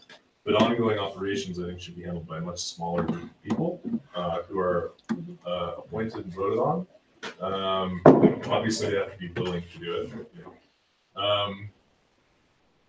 And I think that even depending on the size, I mean, the space is small. Like, really needs 2 to 3 people maximum, and that can rotate. But I think the idea is that it's sort of like how you imagine but like how a company board works, right? You have the shareholders, they elect a board. The board manages the people who actually run the business. And so in this sense, it would be the co-op members appoint the governance board, and the governance board actually does work, but also ideally passes off as much of that work as possible to people who are being paid in the company. So Svetlana, any freelancers who are producing content, stuff like that, crowdsourcing it from members. And that's kind of my thoughts on it. Yeah, I'm really not for distributing, tasks among 10 people. I think this is a really inefficient way to work. Yeah. I mean, I think the biggest thing is like, if certain people aren't interested in that division of labor, then it sort of makes them a less valuable co-op member. Like, sure, they're sharing financial risk, but if only a handful of people are having the time or able or willing to work, put in actual work, then in a way they are more valuable co-op members. I don't think that there's a way to distribute it equally, because certain people have different skill sets and interests, and we're all busy people. I have a lot of experience in this industry, so I think I'd be able to contribute quite a bit. And that's just me, right? But other people don't. And also, I don't want it to be a full-time unpaid job for me either. So I think this view doesn't include different personalities. I think some personalities work rather or on their own, like just by doing things, and other personalities, like they want to have feedback and stuff like this. So it depends probably on the people who are currently in charge or so. But I agree, like by setting up a list of tasks and distributing tasks, I'm not sure how this, yeah. It's a good question how we can solve this. Maybe the best solution would be if there are kind of like different departments, and everybody is assigned to tasks dedicated to a certain department. Like you did before, more or less, like the marketing department and this department. Maybe we can split that somehow, like to bigger topics, and then discuss it in groups. With people who are interested in that one specific topic. I mean, clearly the death of any organization is if you discuss everything till the very end. I mean, people die. It's not nice. So I think we need like working groups or departments. So we need like a head of something, and we can see what heads we should have on what topics. It should of course be equally distributed, not a head of everything. And then we have people, and we need to empower these people to do things. And I think as a co-op, we can vote like, how much money do we want to spend on marketing? How much money do we want to spend on infrastructure? But then we need to trust the people in that work group to make the right decisions.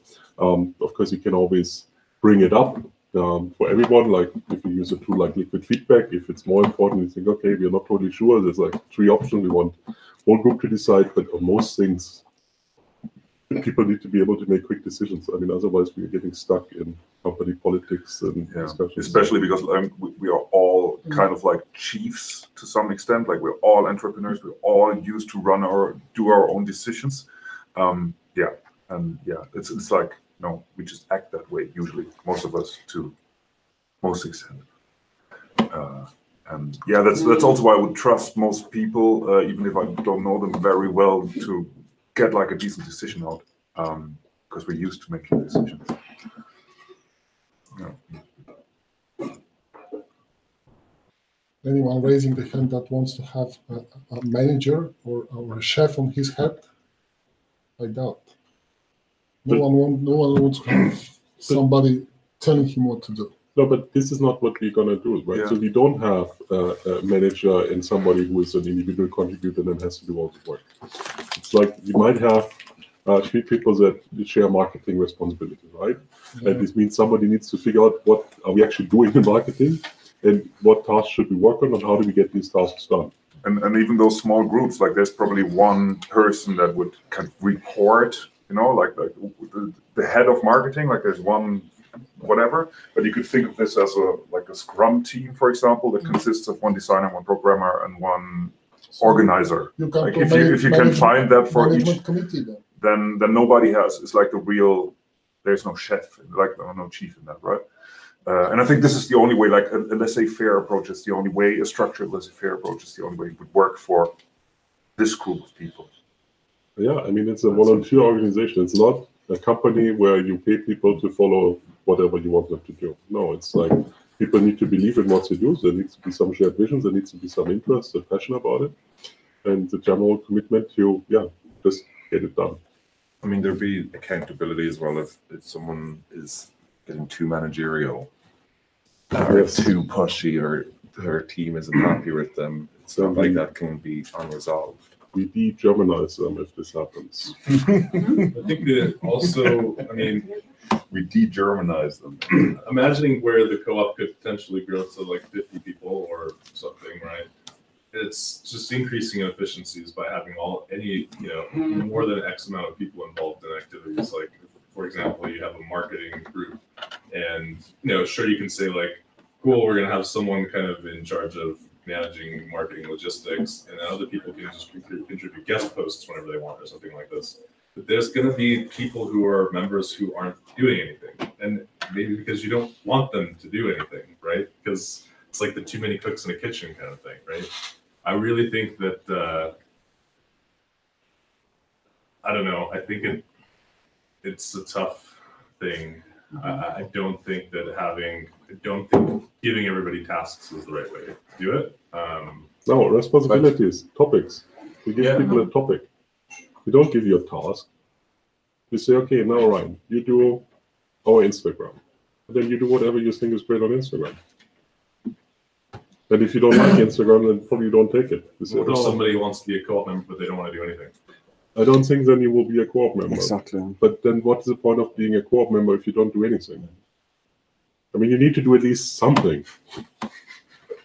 I just think that there's I don't think that there's enough to do for everybody to have to do something.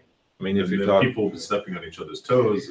No. I think we need to break it down that this cannot happen. So it's like, it doesn't make sense to run something in parallel. So somebody takes care about something, and then he's or she's responsible for that particular thing, right? Yeah. So, for example, right, so now let's say you are in the marketing team, and one of our marketing activities is do events, and you organize a co-working leadership mountain retreat. Nobody will step on your foot or you will step on anyone's foot. It's just like an activity that you can more or less own on yourself. And I think we need to find these type of activities that benefit the co-op, but they don't require a lot of interaction with other people, because then we will just interact, and this is not, no.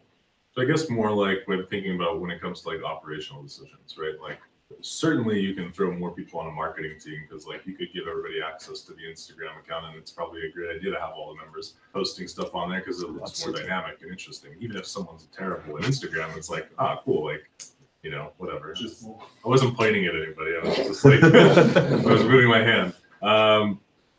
But there's that trade-off, right? Which is like you can have a nice polished Instagram profile or Twitter or Facebook or a blog or whatever, and or you can have more people contributing to it to make it more organic. But certainly you can throw a lot more people. Like the default thing could be like, okay, cool. Well, you can help with marketing, you know, or you can help organize events, you can help blah blah blah. But the operations team obviously would be a lot smaller, because you don't want, you know, somebody whose responsibility is, I don't know, facilities, or I get the basement, you get the upstairs. No, this is stupid. I think it needs to be more of a timeshare thing. I mean, we don't need 100 people to run these co-working spaces, right? Yeah. But we need one person who is responsible for something. And for operations, we need one person who Svetlina can actually ask when she's here, when a problem appears, a new email appears.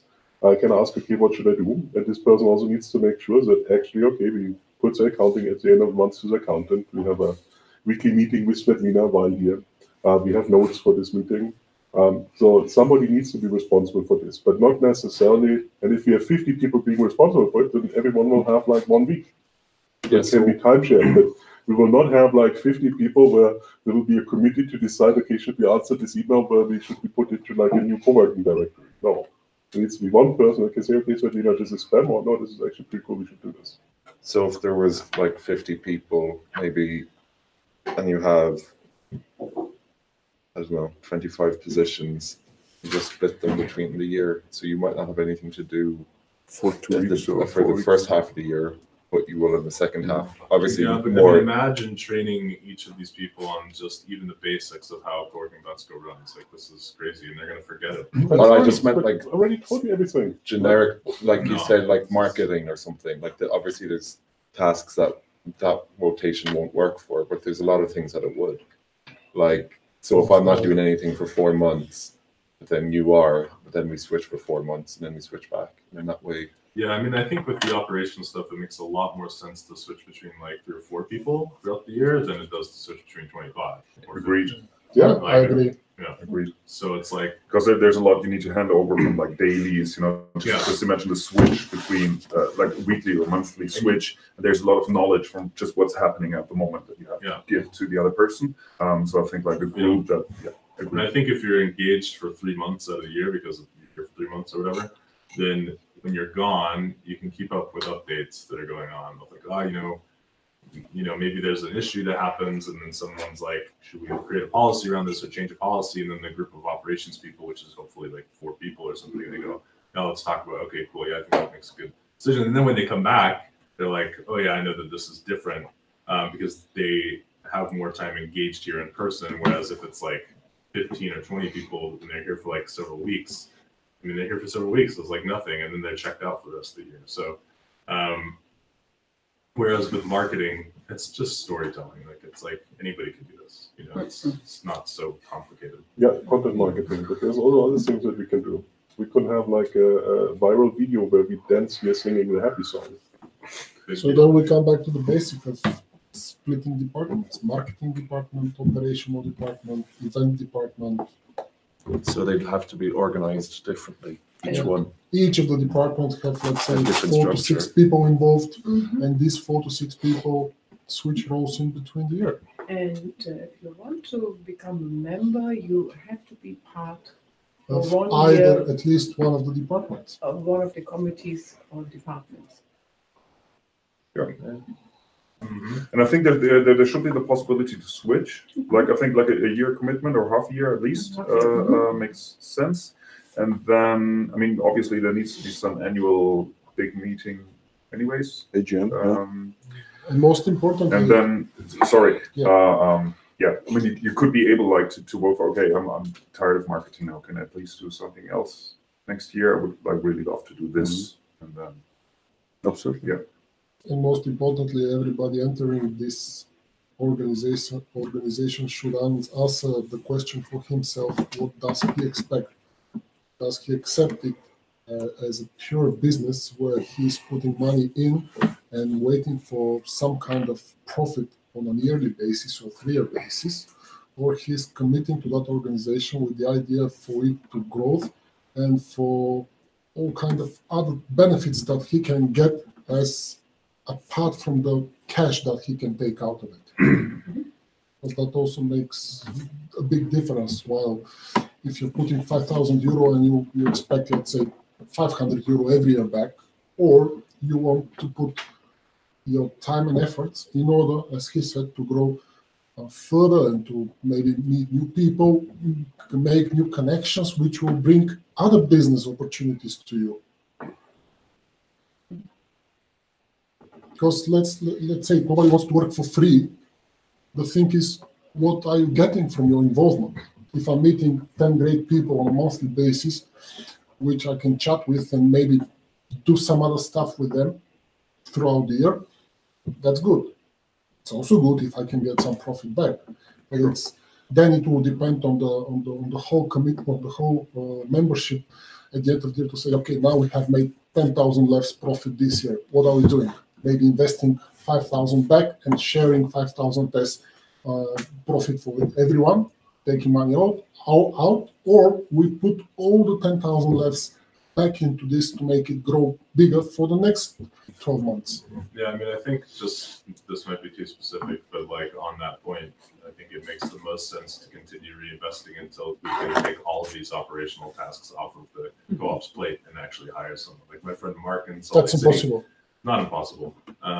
My friend Mark in Salt Lake City started with 300 square feet and now has almost 7,000 square feet and hired a part-time community manager last year and was able to manage the entire space by himself part-time while running a full-time landscape architecture business. So like there is a certain scale that co-working Bansko can get to where it can have an operations person and a marketing person and an events person. I mean, the quality of the person is going to be questioned.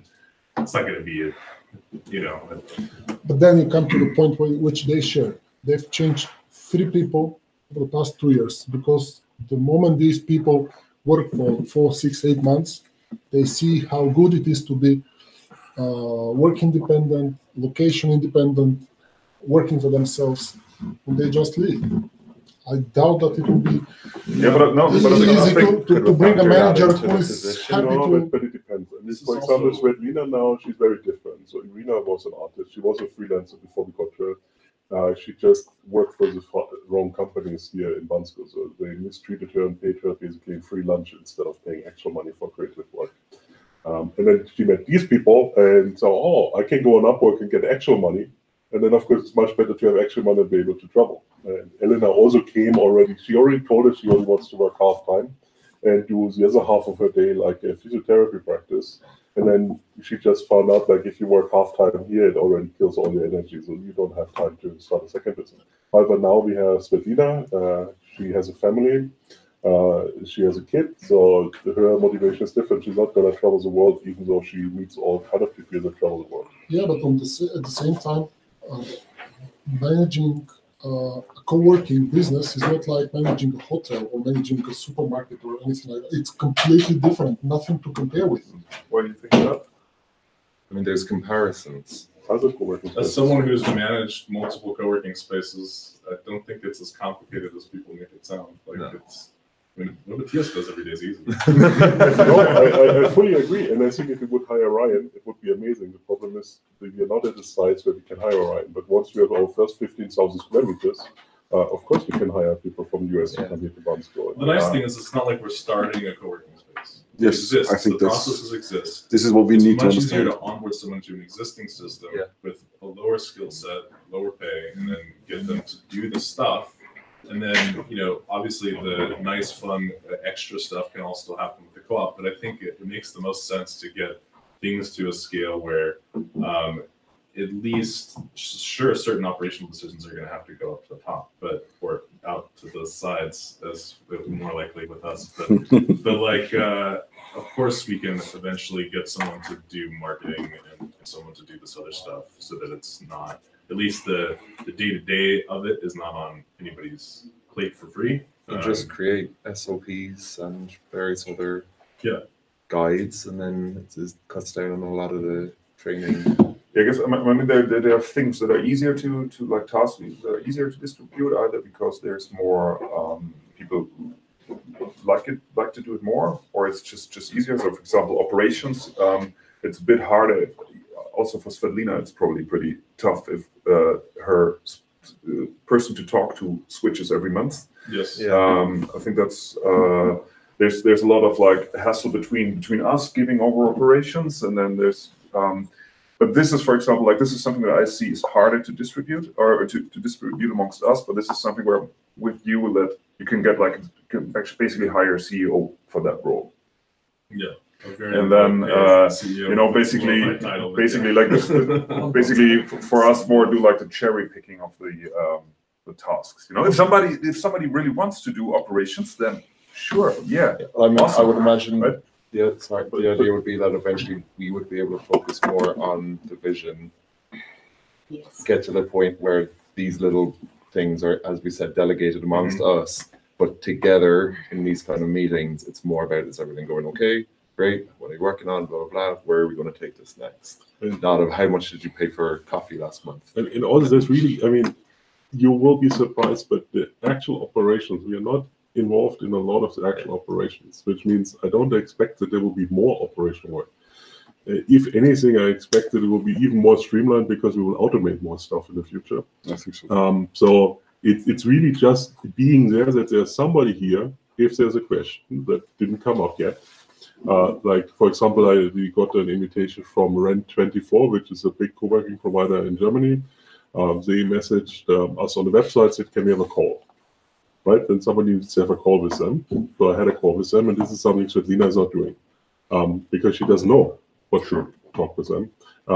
Then another email came in, I think yesterday, that Svetlina forwarded this, okay, there's like a co-working platform and they want us to create a profile there. And then you need to make a decision. Does this really make sense, or is this just like effort wasted? Yeah. And stuff like this. A really simple kind of thing. It's not like an ongoing, you have to constantly, I mean, I talk with her normally like once a week. We have a weekly meeting where we see, okay, what has happened in the past week? What's happening this week? Is there any problems that we need to tackle? And that's it. So we just need somebody here that has a weekly meeting, taking notes, and then the notes can also be shared with a co-op group so that everybody knows what's going actually on. And then just following up on stuff and making sure that nothing falls under the table. Speaking from a hospitality background, like there is parallels, because when you were showing your operations, I've done all of that, but in a turnover where you're checking in 30 people a day and checking out 30 people a day. So that's a much faster work pace. It's still a people business, and you're still creating communities in successful hostels and everything. Now, there's obviously a huge difference between what we do and what hostels do, but we're also not giving people beds and food and everything else. And living service is the same. Yeah, and I'll tell you that once you have the operate, like Ryan was saying, once you have the systems in place, it just gets smoother. If it's a well-run business, like you're saying, the actual nitty-gritty of it is delegated. You have all your suppliers, which is, as you said, one of the biggest issues of knowing who to ring outside of the business to get something done. And then it should not take up that much of our time. And picking from your words, you said business. You said hobby. What are we trying to create? A working business model, or a weekend hobby? No, but I think the the business thing is, part is the operation. Yeah. We pay somebody to do that. It is a working business, but if I buy a steak now and I don't expect anything, but still pay my membership fee, and on top of that put in some work, but actually get no value out of it, I can't look at it as a business. No money value. No money value, right? So I can't look at it as a business. That's why, like, I was bringing up hobby, because this could still be my motivation to do that. make Bansko a better place to live in for the next years or something. So that's the motivation from inside. Because The whole thing itself should be a working business. It is. That is- I mean, it it's is. true. I mean, you It can is. focus on the hobby side of it until you have a functioning business to propel those hobbies. I think there's misunderstanding with the word hobby. Well, yeah, I would Passion. We maybe, all agree with each other. I would Yeah. maybe rather say volunteership or volunteer. You know what? Yeah. Rather Basically, than it's like hobby. just a different form of motivation, because money is not the motivation, and it shouldn't be. Well, because it's not very motivating to earn like potentially 300 love a year. So, but I mean, for me, it's really about social impact. So, what is the impact that we are creating here? And do you want to be part of this impact? And I think this is a much bigger story. I mean, And yes, there's a little bit work that we expect, but also if you do the stuff that we like to do anyways, then it's not really a big thing, right? So it's not like it's not a job, which is also why I dislike the word department. It's not a job. So we will pick the cherries that we want to pick and we distribute them across the people that like to do these things. And Sebastian doesn't like to do marketing in the next year because it's boring. He will switch to departments, but other people love marketing, and I will never switch a department, right? I think you need to find people that are passionate about some aspects of this business, of this community, and the other aspects, yeah, we hire people to do that. And I also think there is a fallback solution, you know, like if now the operations is like the thing in the room where we are maybe unsecure or unsure how this happens. So we always can have a fallback solution for the first year that for the odd 2 months and for the even 2 months is either Matthias or I, you know, like a fallback solution where we are either here or at least someone can reach us remotely or something. It's not like that you are left alone in the field and nobody cares, you know, like it's like people will help and support each other. And also I'm 100% convinced that even if we wouldn't do anything, so if Uwe and I would go away tomorrow and only Svetlina would keep it up and running, the space would continue to exist because the members will continue to organize events. We still have the branding out there. It's just like we won't grow to the next level, but it's not like the operations will cease to exist just because we let something fall off the table from this list. And this is also a big advantage. It means that there's very little risk in joining the co-op and trying something out. So even if you suck at marketing and you find out, okay, now I wasted like 2 weeks of my life doing something that didn't work, it won't affect the co-working space in such a bad way. Like it's a training ground. It's not a business where you can't make payroll if this now doesn't work out. And I think this is one of the payroll, basically. So yeah, yeah, this is the advantage of not having a payroll is that you will not miss making payroll. But in Uwe's presentation, he had great plans. He had plans for expanding that and making it a working business in the next, let's say, 5 years. Yes, but this is the future, right? So the baseline for the co-op is we do what we do now. And we believe also that we can grow it to more. But also if we do it a bigger business, like for example, if we now buy a business together as a co-living space, I think this is something in addition, and this is also something that maybe has a different business model behind it. So I don't think that all the things in the future that we do should be on a non-profit basis. I think the co-working space should be the platform to launch other things in the future. So when I'm talking about Nomad Incubator or Nomad Academy, I don't talk about this like another Matthias hobby. No, I want to earn money with this if we do this. And there's other, when we do a shared car, we will buy a car and we will get a return on investment, whoever wants to buy the car together. But the co-working space can be used to actually promote this car sharing thing. We do these packages for people where we charge a little bit more for actually booking them accommodation and organizing the transfer. And this could also be a more of a revenue bringer in the future. So currently we have all these separate businesses are part of the corporation, are initiated by the corporation? Or? Yeah, I think this could be something. I mean, it doesn't mean that the co-op needs to own all this, but it could be that a few members of the co-op approach the co-op and say, okay, we want to do this together. And then, of course, the co-op has the opportunity to join the business or just say, okay, we will do this as a partnership or we will do a revenue share or whatever. So this could be different for different models. Also, initially, Uwe and I, we thought maybe we should start the co-op and already raise the money to buy the house in the same step from the co-op. But I'm not sure if this is really the right model. It could be because it increases then the financial contribution of everyone in the co-op. So I think it should be easy to join the co-op and be part of multiple opportunities that this presents. But individual opportunities can have different impact. And then the co-op has to decide, okay, do we want to do this together with someone? Like, for example, do we want some members buying the house together and do a long-term rental contract with them? Or do we say, no, we don't want to do this? Or do we want to raise the money from the co-op members to buy a house together? But I think this is on a case-by-case basis to decide what do we want to do. But obviously, when we grow, there will be more and more of these opportunities. I really liked what you said, that we should search for people who are responsible for the basic things, and all the extra value developing the cooperative comes from the members in the future.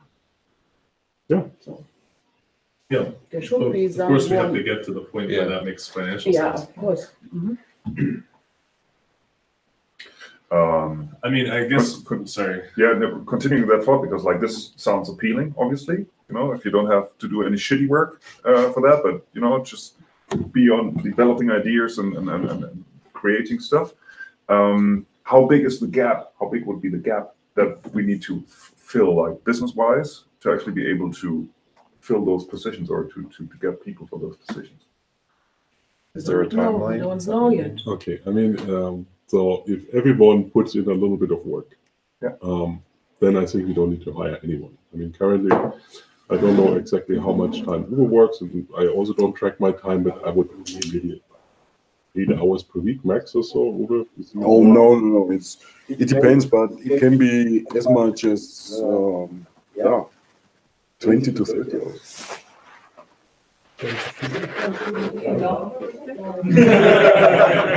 mean, it depends, really, but you know, like, it can be also that I don't work for 3 weeks, like maybe 2 hours for 3 weeks, but it can be a lot. So on average, it's like 1 day per week, maybe, and this is like 2 people per week on average that we probably currently put in. So if it's like 20 Do you people, track your Facebook time, for example? what Facebook time?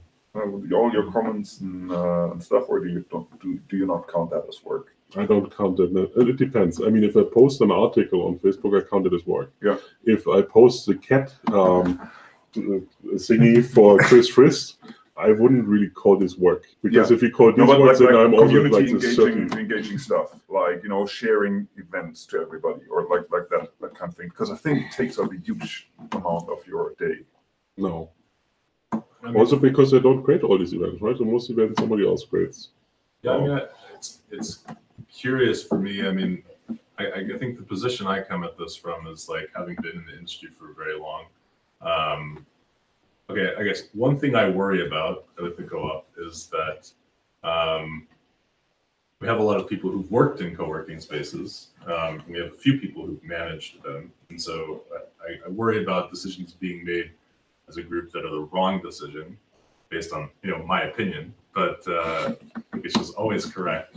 That's just a concern for me because, and that's why I think that it makes the most sense to have very few people in charge of regular daily operations as opposed to like, anyways. But I don't see that it would be that much work. I think that we're very much overestimating how much like work it's going to take. I would agree, to be honest. Just again, coming from a previously management because role. also, Uwe and Matthias are doing other things, right? So it's you know, there are also other businesses that they're working on as well. So it's not like they don't have a life. Obviously, the co-working Bansko doesn't pay our bills, so yes, we need to do something else. I mean, I've managed a 80-bed hostel with 30 people, an event space, a swimming pool, a private beach, loads of other variables, and I would never work more than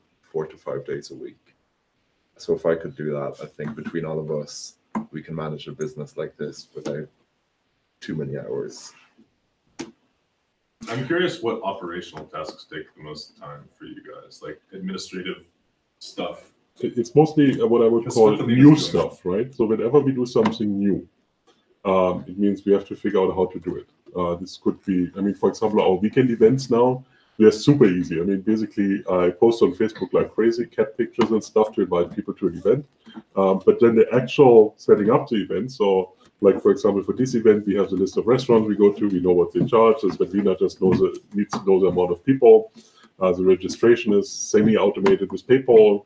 So a lot of things that took a lot of effort initially don't take a lot of effort now because we have done it a few times and we have optimized it and we know like what is rates for the hotels if we put people there. And all this is kind of super easy. So I think the stuff that's just working right now doesn't really take a lot of time. Of course, then there's the new stuff. And the new stuff takes time, like figuring out how to do a co-op. I think the second location will take additional time because it's a new location. We need to figure this out. We did a little bit research. I talked with a few people. Then we need to make a decision. Then we need to talk a little bit more with them. So everything that is new always takes more time than it's old. I think we should do cool new events. So for example, I was at this Freedom X last year in Spain, or this year in Spain. And Estella contacted me if maybe we could do this in Bansko, like a big festival for digital nomads.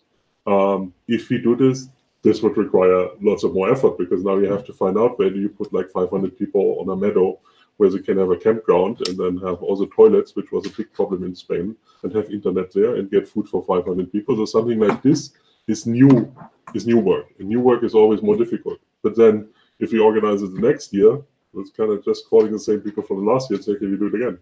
I mean, I think something like that is best organized as a project that is not necessarily a co-op activity, right? Like it's like that project should be profit generating because if it's not, then they did something wrong. It's a huge event, right? Which means you pay people to help organize it. So, I mean, they didn't pay people to organize it. They had, I think, 30 volunteers.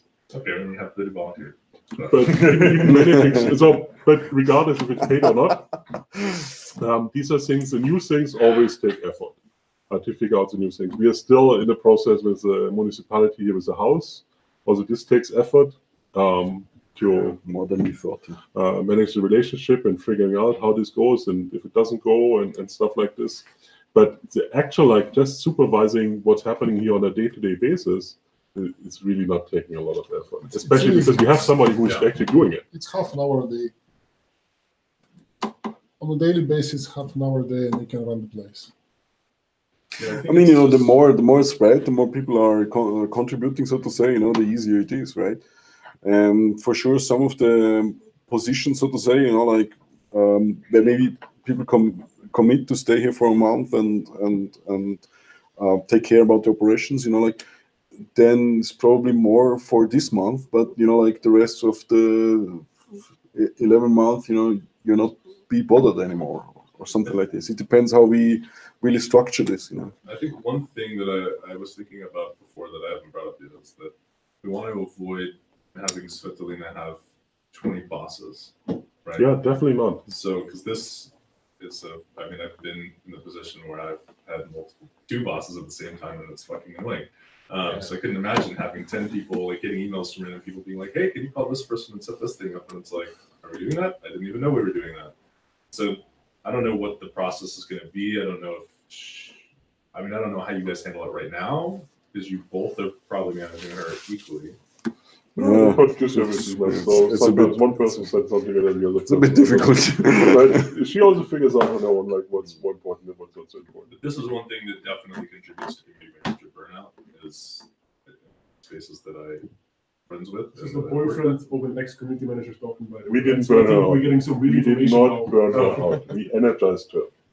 No, I mean, she's not a community manager either. So, as you guys mentioned it just now, like as well, dealing with the municipality, how would that work if there's 20 of us? No, this would be this would not be something that is shared. I mean, we need to have projects for people. There would be one person who is the head of whatever government relationships.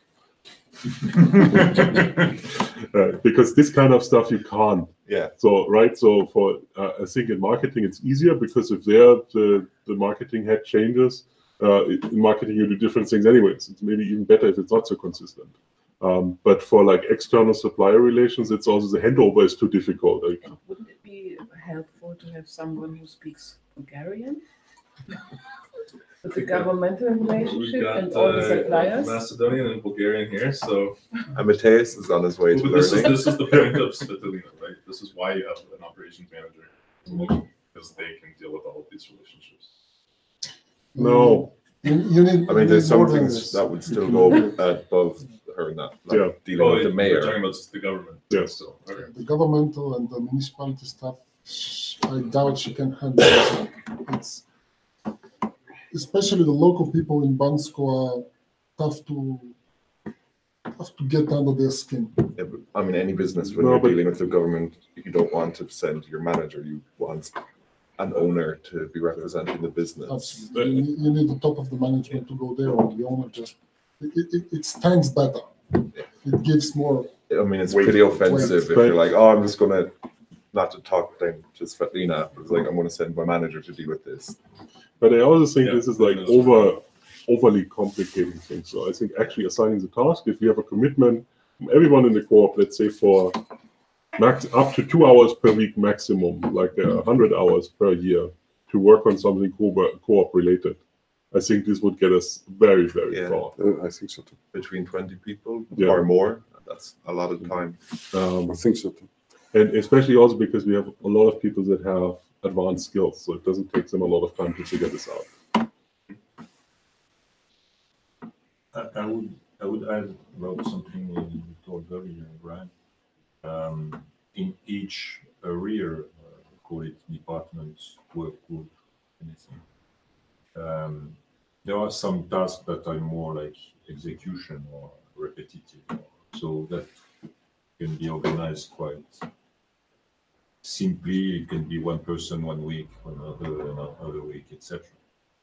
But there is also a decision level or responsibility level, etc. And you said, yeah, and I understand. Be careful to give responsibility or decision to people who knows more or less not only interest but also experience, knowledge, theory. I would say maybe it would be interesting if this group of decision or responsibles of an area are representative. Maybe someone with experience, someone with a bit less or experience on another angle, and someone very, very new that can apport also some maybe new ideas that when you are too much into this, you don't see. That would be a good mix. We can imagine in a group of 3 people to have diversity Yeah, I mean, I hope of experience, and all must have interest, of course. And also because, as we said, what do we, each of us, take from this? I think part of it is to learn also, to learn from others, from the others, and to teach to them. So having a diversity of knowledge and experience in each group. And, I think you need for once you need a certain amount of trust that each individual is able to, like any choice or any task that he's about to do, judge it. Is this something that I can actually do? Can I make this choice, or do I need to bring this up? Then there's some like if it's about money, it's pretty easy. You can give like some budgets. So for example, deciding on do we get a car is probably something that the committee decides. Switching servers from A to B is something that whatever the IT guy is doing, right? There's nothing to bother other people. Probably just document it and give the new access codes to the co-op, right? Yeah, and I think like this is, it's actually like within judgment of each individual. I hope that we're all responsible enough to actually be able to judge that and say, okay, like I trust my choice with that. I think I can do that, or this is something I don't trust. Maybe I ask Matthias or Uwe in the start, or I ask everybody if I think like this is important enough. And seeing that we're all, self-employed or have our businesses, we should be able to do that. I think the most challenging part is to coordinate these 20 times 100 hours. To bring all these So, times like, 2 hours together. yeah, I think like we should.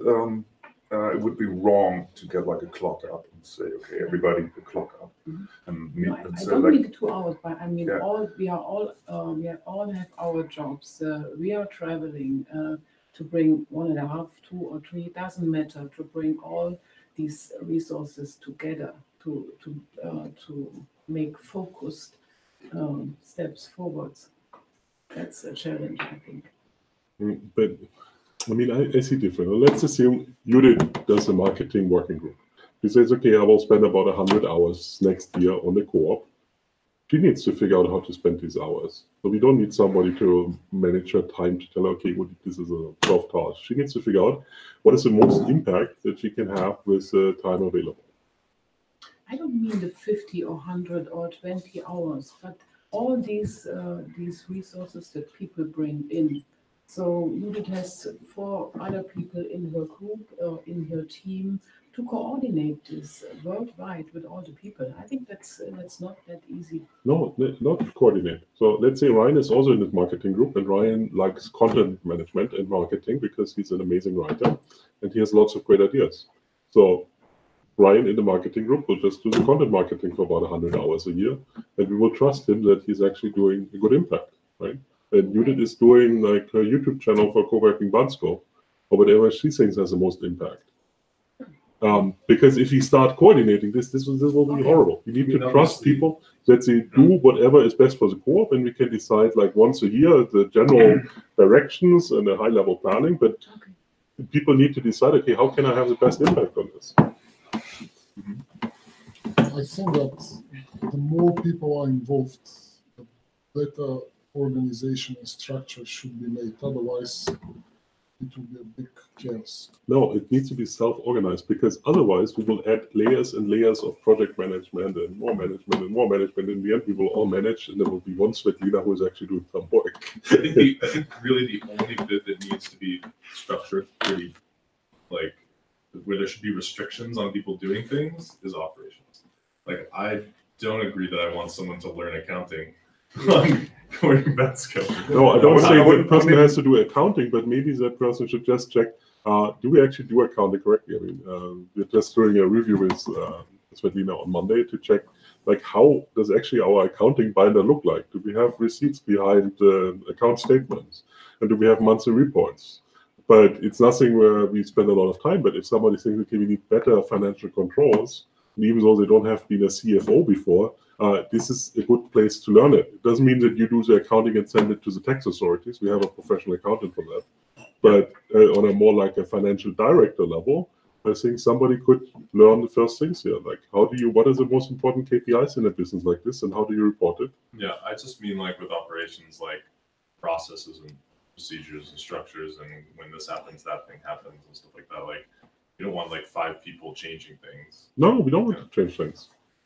Or changing things. Yeah, I guess But the marketing, I agree, can be like do whatever the hell they want, really. As long as, you know, if someone's doing something obviously stupid, then we'll all notice and be like, you really shouldn't post that. That's inappropriate, you know. We stay orange forever. Yeah. So I think Changing the color of the blue. Yeah, can you change the color of the? Depends on the bylaws. Goodness. Yeah, At the end of the day. But you want to pay for all of the changing of all of the swag and the signs and everything, then sure. I think one of the challenges I see is actually maybe let's say you're working 100 hours or maybe even more, and the next person is working 10 hours on things, you know, like that's fine. I think it's just going to happen. And I think, you know, like this is something where I see the challenge, you know, like since probably, I mean, it's likely that we also get some dividends out, you know, maybe in 5 years or so. So, and I see there could be a problem, you know, like, so it's unequal. So maybe I have worked more and you have worked less. Start discussing the equal payments or not of dividends, you're going to get another shit show going on. Exactly. But so, but this is not what I meant. What I meant is like the inequality starts probably earlier. You know, like maybe I have more contributed than somebody else, or vice versa, and then I find like Well, it depends. For me, it's inherent to a cooperative. I mean, Yeah, of course. it's one person, one vote cooperative, even if maybe there could be some variations to this main rule. But so yeah, everybody will contribute a different manner in terms of hours, in terms of level of responsibility. So I agree that brings problems to the group, but Ideally, we wouldn't care about that because it's Yeah. like a small share we have anyways, and it's a small Yeah. dividend we are looking at. But it clearly needs to be a similar level of commitment from everyone in the co-op. Because Ideally, it is, I but it think will it's- never be. Okay, but if you have people that contribute 10 hours and everyone else is contributing 100 hours, then I don't know if the 10-hour person is in the right space. Can you maybe try to run the co-work without any of your involvement for maybe a month and see if it still runs, and whatever fails we fix so that it runs already okay without any involvement, and whatever we do is optional and extra? We can do Because this now after the we co-op have has only been started formed. to meet 10 hours. Exactly. We can do this after the co-op has been formed. I don't think our members are guinea pig like this. So I don't want people like at the beginning of the season now have a fully. If you keep saying it's like 1 day a week for each of you, Mhm. right? So let's get it down to 0 first, so it runs on a base level properly, and then we can have a more voluntary commitment that you want in the co-op. As I say, Because otherwise it's going to be like, oh, now it has to be 2 days this week, otherwise we go down or something. That's not going to work. no, I mean clearly, okay, so clearly there will be a transition period. It's not like we start the co-op and the next day Uwe and I step out. Quite the opposite. Of course, we will onboard you, but I don't think we should make an experience with a community to say, okay, now Uwe and I, we go to Chiang Mai for months. Yeah, but I would like to know what is the 2 days you work exactly on? It is not. It's not exactly like this. It's a list of things. Some weeks more one topic. Some days are another topic. Yeah, but then maybe for the next month, if you want to work on something, just ask one of us to do it, so that at least we know we can track it in some document, whatever. So this month you've worked on these things exactly, so we know it's 5 hours Facebook posting, it's whatever hours this, instead of just saying it's 2 days a week in general. That we have these abstract discussions about it. yeah, I mean that's an idea. Maybe we invite people to come for the Monday meeting, for instance, or yeah. Just shadow you guys for a couple of weeks. I mean, we can share the meeting notes. I won't be here anyways for the next we 3 can have weeks. more So real conversations about it instead of just no, but it's not a real conversation because it's different at different times. I'm telling you, it will be different now. In the season will be different because we are getting a second location up. It was different in the summer because there was something else in the summer that happened. So yes, you can shadow how us. much of those are optional things compared to things you want to do? Of course, they're all optional, but we want to It's grow. okay that we can run it without any. No, minimum no, commitments. because we want to grow co-working Bansko. And I'm telling you, if you step out, You it will. want it in some way, you want it another way, and then Yeah, do whatever way you want. No. But we want to grow co-working Bansko. So I'm not willing to take the experiment to say, okay, now for 1 month we don't do anything and we see what happens. Then you need 3 months to repair. Exactly. Yeah. That doesn't Too work. two bad Can I ask, instances, and you're going to can lose I half ask your membership. something? Another break? No. Good idea. Yeah, I know. What if everybody shares what he or she is afraid of, or he or she hates doing?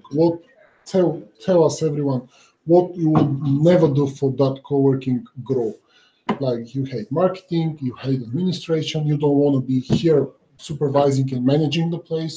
Everybody, what you hate most? You can have endless discussions about trivial things, and therefore people won't show up for the meetings anymore, right? Then you're going to have a few people that are effectively the new Uwe and Matthias. They're going to impose things, which is fine. The rest will accept it because they would rather stay at home than discussing 5 hours about one decision or a coffee maker and some other decision. But we are not discussing. We already said that this is not how we're going to organize it. No. That is what we now can discuss, but it can change at any point, right? No, it will be in the bylaws how we organize the co-op. So once we know how we want to do it, it goes in the bylaws, and then this is how the co-op Again, will why we work. have discussion now about all these operational things before the bylaws? It's the opposite world, right? No. I think everybody should understand what's going on, what is needed to run the co-working space, right? So in it, I think, by sharing what we are doing right now, you get an idea. what's going on here and how intense it is and stuff like this. Yeah. So if something new comes up, we work more hours, like for to get something established in a way, But then when things run, it's less, and I think this is the Like, for example, as you said, I hate marketing. I'm not good in marketing. But if I have to be meeting and hosting people and helping somebody with the invoicing, administration, and all the little things that A certain period every day, don't be taking Skype calls. That you need to be available for Svetlina to say something, or to take a call, or to ping some messages out to the co-op. And if most of you travel for like 6 to 8 months and spend the other 3-5 months in Bansko, I travel 2 months and spend 10 months in Bansko. But yeah, it's like That's Matthias the type of tasks that I can help with, Right. Yeah. given my time. I think this is like you're raising a very good point. Like everybody should think about your question. Like what would he What like can you want to give do? for What this? what would he like never want to do, or really hate to do, or put him off? And yeah. So for example, I wouldn't mind watching after a little more tech, because that's what I'm doing every day. And I can do that from everywhere. It would also help us identify if there's a role that we want to hire someone for. If we know what no one wants to do, then that's the first role that gets filled by somebody else. Yeah. So I know this isn't going to happen, but if no one wants to do content marketing, then we know that the first person that needs to be hired outside of this group is a content marketer. And then, as they say, how much time are you Or no one willing wants to to do commit to the accounting. place? It's more How much time realistic. can you give from your time? You don't want to work 20 hours a day, a week. I don't want to do this either. But 2 hours a week is totally fine. I think we could all trust each other to put in 2 hours a week as well, without having to clock in, like you were saying. And I don't think that if I'm helping with the management upstairs, it will take more than 2 hours from my time on a weekly basis. I doubt. I'm anyways here in Bansko at least 4 days every week, 4 full days. I mean, so if that could be written in, that we just know the areas that we're never going to be, like each individual is never going to be asked to, or expected to be.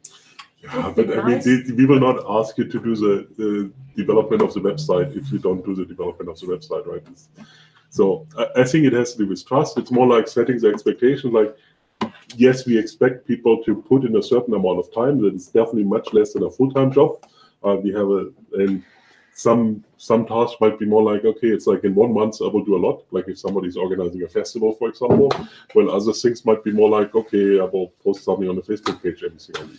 But it's like you said, Matthias, like unless there's something happening, the day-to-day running of a business like this, there's not. It's one that can be incredibly repetitive. As you said, you already know you have a lot of it automated. It's just then when you know the season's coming up, your workload is going to increase because something's happening tangibly. Yeah, like But for if example, it's just that you have 20 new members a week, you know how that's going to go each week, you know what needs to be done. But then you have an event. For example, we have the second birthday coming up. Uwe has been trying to get the Nomad Soulmates here again. I've been trying to get Philip, his citizen circle here. Neither of them are coming, but we will do something fun for the second birthday. And this is something, okay, if we were a co-op, somebody would take care, okay, we will have a second. Oh, there he is. He didn't deliver the citizen circle people. Yes, okay, there's no finger pointing, but... I said it's a good time. Okay, different people say But different things. if we know there's an event coming up, there's always a way of diverting your 2 hours a week. Yeah, or if you know that, okay, we need a few extra hands on board for this season, do you mind moving from marketing into this for a month? Yeah, Or another yeah, go ahead. For me, I'm sure that the principle of trust, as you say, is evident and will make it smooth and easy, etc. But there is one point, I think you were pointing it, organization, but not in terms of structure, or because this is not the point of a cooperative, but how to be sure that at any moment, all that has to be covered, I don't even say done, all that has to be covered is covered and not Signing double costs. covered. To avoid that three people are doing the same Same thing thing, in yeah. parallel without knowing that. For me, this would be the biggest point, and integrating into that sometimes we will be on site, sometimes we will be off site, and maybe for some things you have to be here. For many things you can do remote, maybe. So yeah, all this organization in the time and with the goal of or the ambition to implicate everybody more or less the same level. One part of the solution could be the talk about tools. I think it comes in tools. I think some, but maybe easy tools. Yeah, hopefully easy tools. Like yeah. You can I mean, all- you'd also- just like with management, you can also put too many tools. I mean, we'd be able to, as we said, the tasks are kind of going to be divvied between smaller groups. So if something's been done in parallel, it's going to be within the marketing team. Yeah. So it's up to 3 people to work that out rather than 20. Yeah, that's You'll know that you 4 guys are dealing with the kitchen. So if 2 of you are doing the same thing at once, you'll figure that out pretty quickly. yes, you hate the Rather word than 2 departments, people but who we need never speak to departments each other first. are both We need doing 2-3 people in each area responsible for particular things. Like for example, in the summer when there was a lot of people coming and going, I've seen the difference when people were approaching me directly asking for accommodation and how confused they were. Okay, you send them a list with accommodation, so it's very easy for them to contact 1, 2, 3, 5 people and choose from.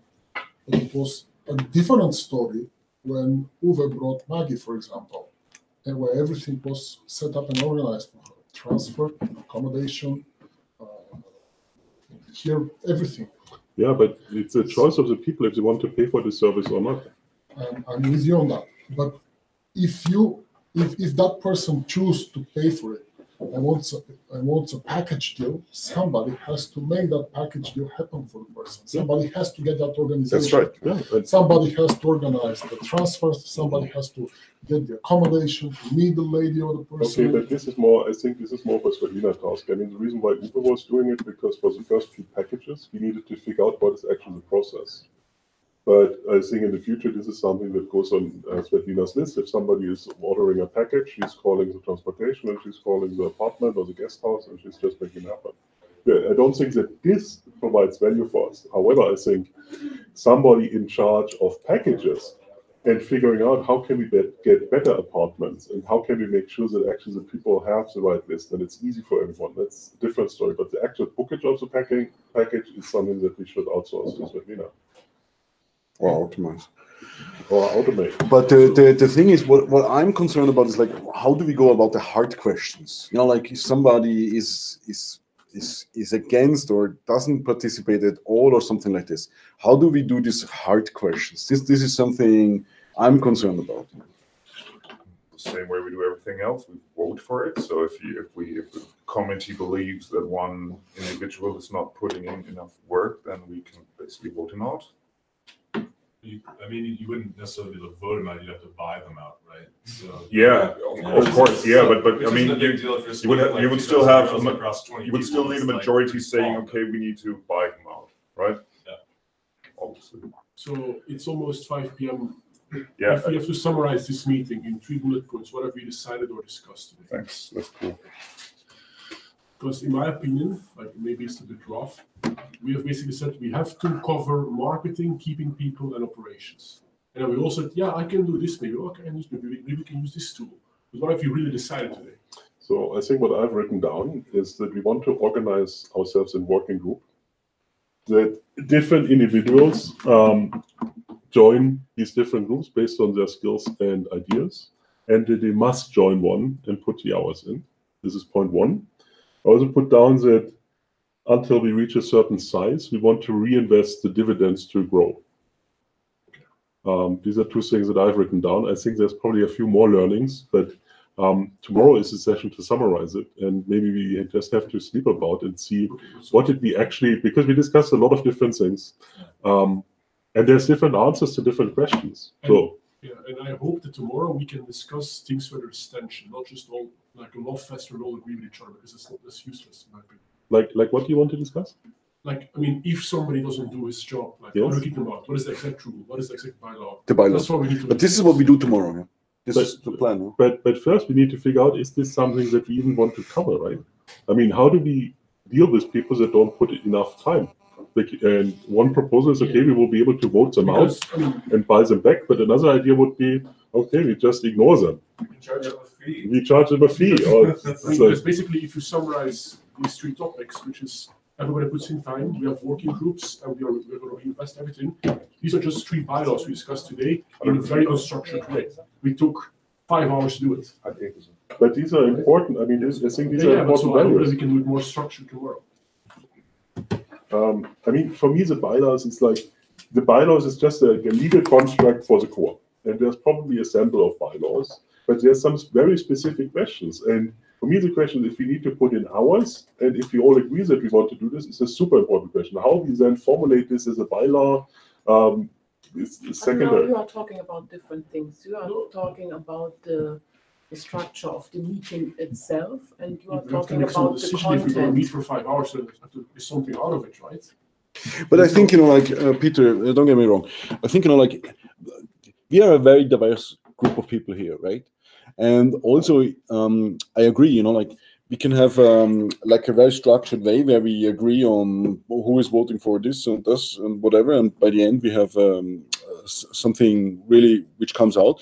But on the other hand, like, we need to work together, or we need to decide, we need to sleep over it, and we need to decide tomorrow, do we really want to be part of it? If we were to do this day again, and we would have said in the beginning, we're going to discuss 3 topics that are being proposed. People think we should work in working groups, we should reinvest, and we should have whatever, the 3rd thing we discussed. Then we'll be like, yes, no, and with just like a short discussion, half an hour per thing, instead of just everybody just free-flowing everything for 5 hours. Then if you want me to propose how I want to run the core. Everybody can propose, huh? No. You said one person puts it in the agenda, right? So we have the agenda up front, we just vote yes and no.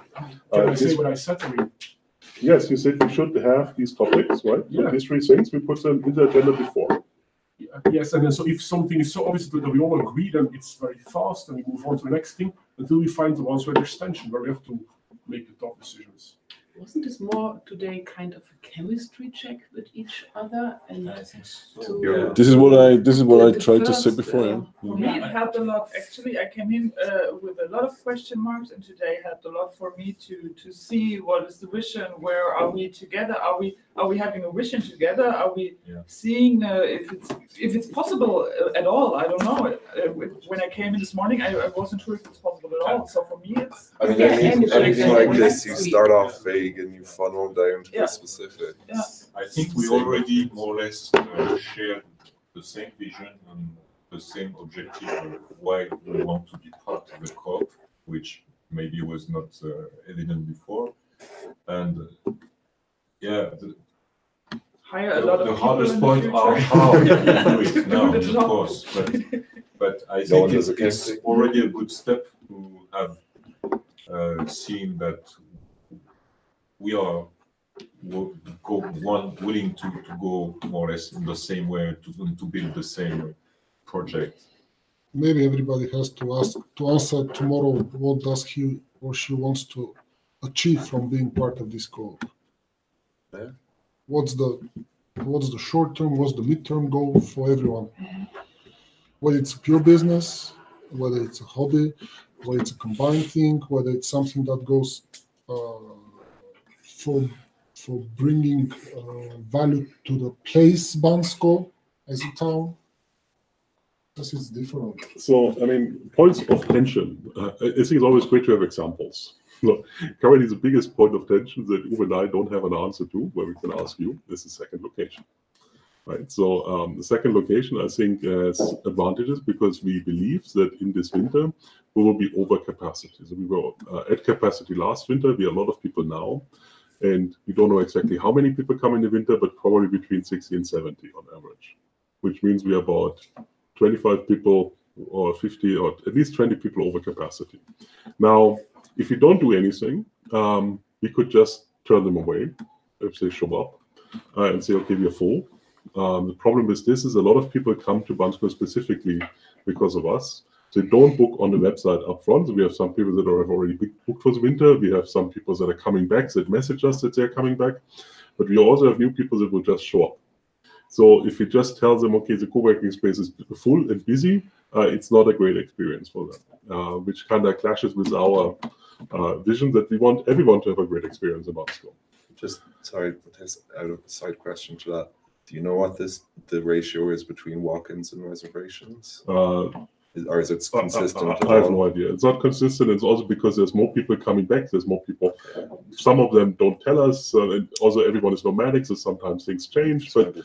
But we know we will be over. So we have the possibility to say we are closed. We could even say, because we have more people that want to come than we have, we could also raise prices, which is what we were doing, which would be great for profitability. Or we can try to find another solution. Initially, our plan was that we actually buy the house already this year and then build it out so that in this winter we don't have the problem. But for lots of reasons, this didn't happen and the house is not extended. And so we can do another location. We looked at different options. So one of the options was like to just rent an apartment here in this building and fit it out as an office. Maybe not the best experience, but would be the easiest in terms of overhead. Putting we need some to run, Okay. Hopefully we're meeting Sasha. Okay. Yeah. Tell him you know Matthias and he wants his chimney. We're not. Sasha No, is- we're going to tell him we know Matthias, but that's Tell where him the. chimney. Tell him chimney. Is it Alexander Tikhomikov? Sasha? Tikhomikov, I don't know. From Maybe somebody can like summarize the summarization. No. Okay, so the idea is, okay, we want a second location. Now the problem with the second location is it's seasonal.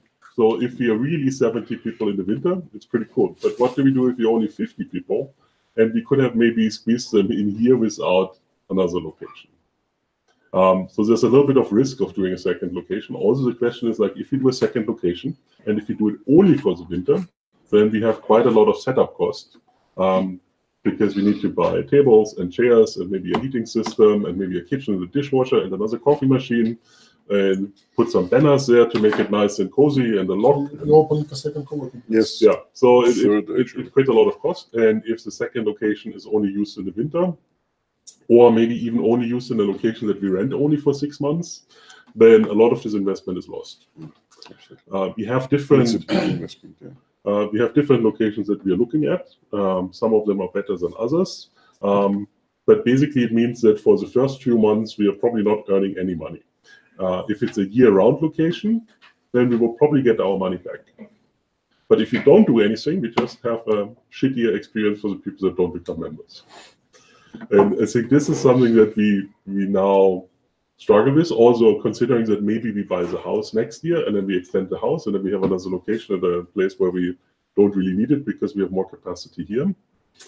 The second location question is a question that we face right now, and it's a question that we should solve pretty soon because winter is coming, and if we decide for a location, it still takes a few weeks to get our custom tables and get everything fixed up.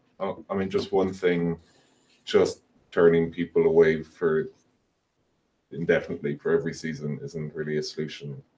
Isn't really an option. Can we turn people away this winter, but you're going to have the same problem then next winter? Maybe if we buy the house next year and we extend it, maybe we don't have this problem. Only if we turn now people away and they start saying, "Oh, Bansko was shitty. I flew there. I couldn't work there, or I stayed in a different What place." is the issue with the house? That we wanted to buy it in spring and we didn't buy it in spring. Which one? This one? No, why not? It's a municipality. Yeah. So I mean, this is a long story behind it, but we planned to buy it in spring, and it took much longer, and now it would be available next year. Because if we're discussing co-op, it's something that has to be on the table as well. What are the chances it will be available next year? No, I mean it's on the table, and yes, we want to buy it as a co-op. I mean, we can decide as a co-op if we want to buy it, but it's not available for this winter. So for the second location, basically the thing is we don't have the capacity now, regardless what happens. But the house can be bought in spring or summer and then developed. So then a temporary decision has to be made for the winter, which would make the choice easier, whether to rent something smaller like an apartment upstairs or modify this place and squeeze a little bit more people, knowing that the house will grow next year. But if the house won't be bought next year, so then maybe something. The other the angle is like we have now these 2 locations already. So we're looking for a 3rd location actually. We thought also being closer to the gondola would be actually a super advantage, and also we could take a higher membership fee there because it's closer to the gondola, and also it will sustain the 2nd location for the winter. And I'm sure if we are 70 people this winter, we will be 150 next winter. So the capacity thing will come up again, and then we have the house and maybe even a 4th location. Absolutely. So, but now the decision is really about what do we do about this winter season. And of course, there's also a little bit of a risk attached because we learned last winter that, now a lot of people are here in the downtown area, but last winter there were also a lot of members in the gondola area. And if you're in the gondola area, they don't come down as often, so they engage less with the community, which also things leaves an opening for another co-working space to open. So there's another space there that I don't really consider co-working space because there's only 3 desks and no events, but there's definitely the chance that somebody else says, hey, there's many nomads now in the gondola area, maybe we should open a co-working space there. So maybe the smartest decision will be to have a large co-working space different than this and the gondola somewhere in the middle. No, because then it's a worse decision. We also looked at this, but the advantage of this place is that we can just walk to the town square where we have all the restaurants and everything. If you would be, for example, at your location, there's much less choice for restaurants just to walk around. There's much less happening. So it's and it's still too far away from the gondola, so the winter people wouldn't stay there. And the summer people don't have the advantage of the downtown area. Plus, of course, we have invested now into these both locations. So moving the location just adds a lot of cost. It means a lot of the investment here is lost and we have to reinvest. So it's not that easy to take all the stuff from here and move it somewhere else. No, I mean the lights, for example, the wall for the meeting room, it's a heating system. We painted everything. We replaced all the lights. We did some stuff here and there. There are things that can be taken. We dug up the street to connect both locations. So it's we put the patio, the wooden areas. All this would basically be lost if we go to another location. Plus, here we like it a lot because we have the family cafe that people can use. We have the restaurants. We have the guest houses. So now everyone knows we are here. So to move this location would require a real a real advantage or incentive to go somewhere else for some reason. So it's more or less, are we taking another location or we are holding and extending the existing location? No, because also another aspect of this is we are currently about 50 people here or 45 or whatever. I think this is a good size for a community. If we would be 100 people here, it would feel very different. So there's this gondola aspect for the winter. It's maybe it's good to be there. The other thing is if we have a location on the gondola, it's still a small community. So you come in there, you have another 15 people in the room, or maybe 20 max. So you can form friendships. If you have 100 people here, it will feel very more personal. And it's a totally different spirit up there and here. Absolutely. I think during the winter time it's much louder, it's much more busy than down here. And in summer it's different. So someone could choose. Would I like to stay in a more quiet place or in a more busy place? I mean, especially for the winter people. I mean, last winter about half of the members that were here were skiing, and the other half didn't. Is there a budget on the rental side of it? Yes, of course. I mean, it depends on the size and how big it is and how much risk we want to take.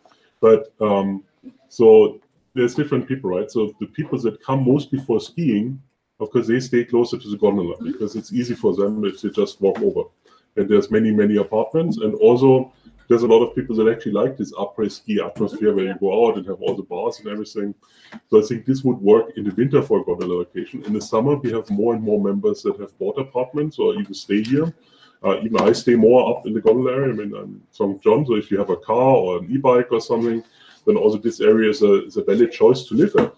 And I was going to say that, if you look at John as just one example, and as you said yourself, Yeah, and there's Josh, still people in that part Josh, of town. Anastasia, They've all been there during the summer. Jenny, like what would Valerie. be, so if it's busy in the winter and we've 20 members using that space, but then in the summer it drops down to 7 or something. Because The 7 doesn't work. You know, Yeah, like like, a co-working that's what I'm space needs to asking, have like, what's the- needs to have a certain size. Otherwise, it's not a co-working space. So what would be the minimum in the summer that we would need to have at a gondola space to make it worthwhile? Maybe about 10. I don't know, but I also think that next summer, I mean, I really believe, I mean, just looking back, we are constantly growing, right? So this summer we were busy, next summer we will be busier. And there were people that are staying in the gondola. So there's some people that bought in the gondola. Also, Uwe lives in the gondola area. So I think we have more and more people that think this is also an attractive area in the summer. I would suggest to divide the question into 2 questions. Okay. The short-term question, which is what's the solution for this winter, and the long-term questions, which are different questions. Only one place, different places, one up, one here. Do we buy? Do we rent, etc. And of course, the short-term decision has to let open every options for the long-term decision. I don't think the problem of buying table, chairs for a backup option for this winter is a big problem. It's probably easy to find a storage after the season if the long-term solution is not ready. It's not only tables and chairs. I mean, there's also investments that we can lose. It's a lot of infrastructure. Maybe I wanted to add, maybe if we explain the situation to the members that come this winter, we have found a solution to be able to welcome you. It's not that perfect. I mean, maybe they can accept, maybe not raise the price because it's in the gondola. Just let the same price and say, okay, you are in the gondola, but it's not perfect this season because we had been in a rush to find this solution.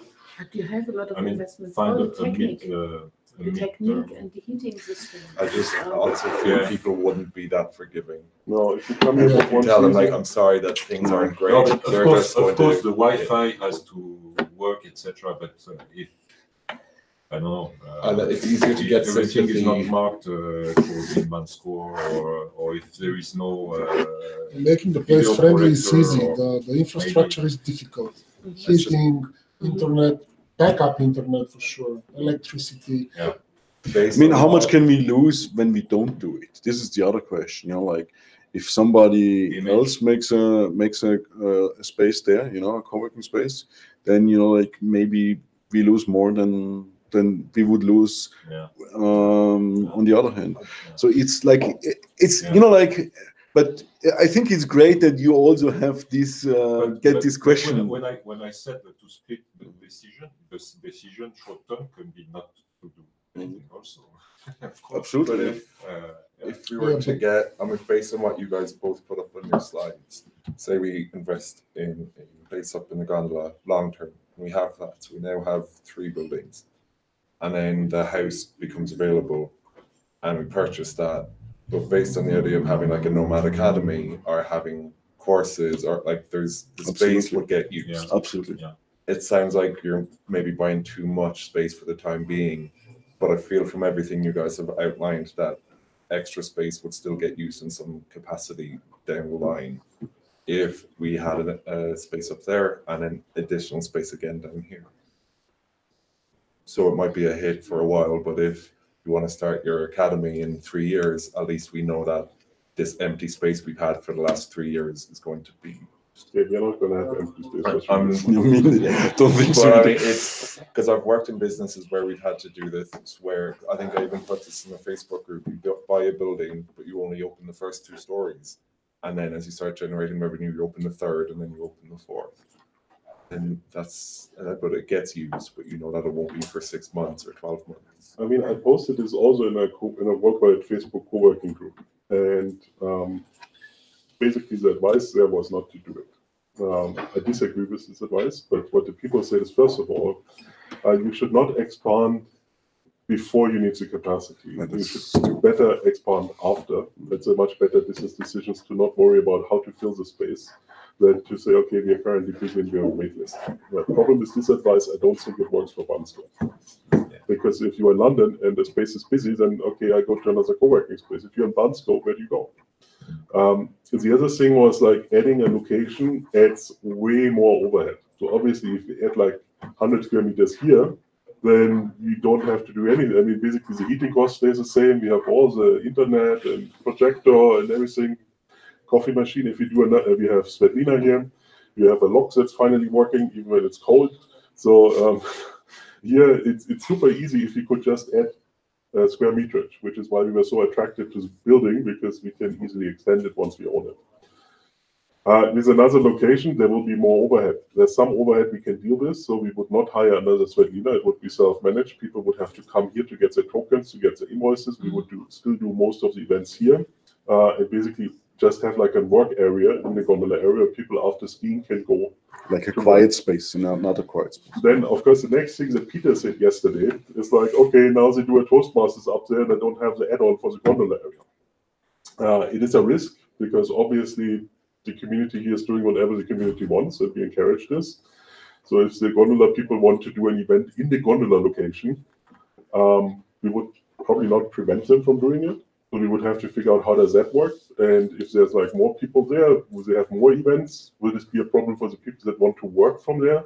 Because it would be just one area. It's not like multiple areas like here. But I think these are details. The bigger question is like, do we want to take the business risk to do this now? Or do we want to not do it now, take a few months of additional profit, and then do it for the next season? And do we accept the long-term risk that then maybe next season looks different if disgruntled non-co-workers posting groups that Bansko is too busy and I had to stay in a ski village without having any community?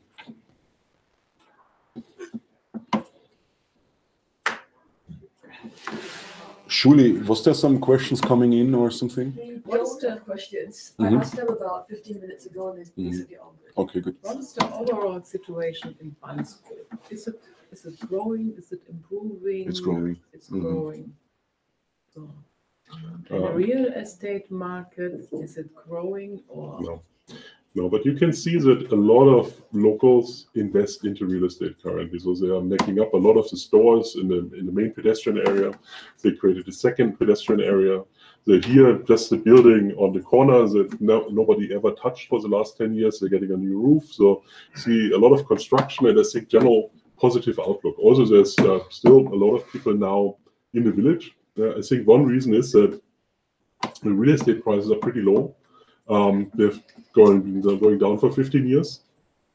And the development in Bulgaria, especially in Sofia, is going up. So there's more people that have real jobs that pay them real salaries.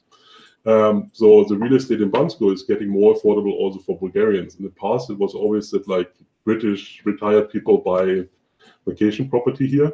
Now you have more Bulgarian people that buy here, and of course, because they're closer from Sofia and the road is getting better and better, they're also spending more time here. So you have more people in the village.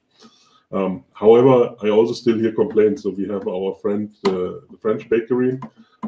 He's really making fantastic breakfast, and he shared with me last time that he has many days now where there's nobody buying a single sandwich.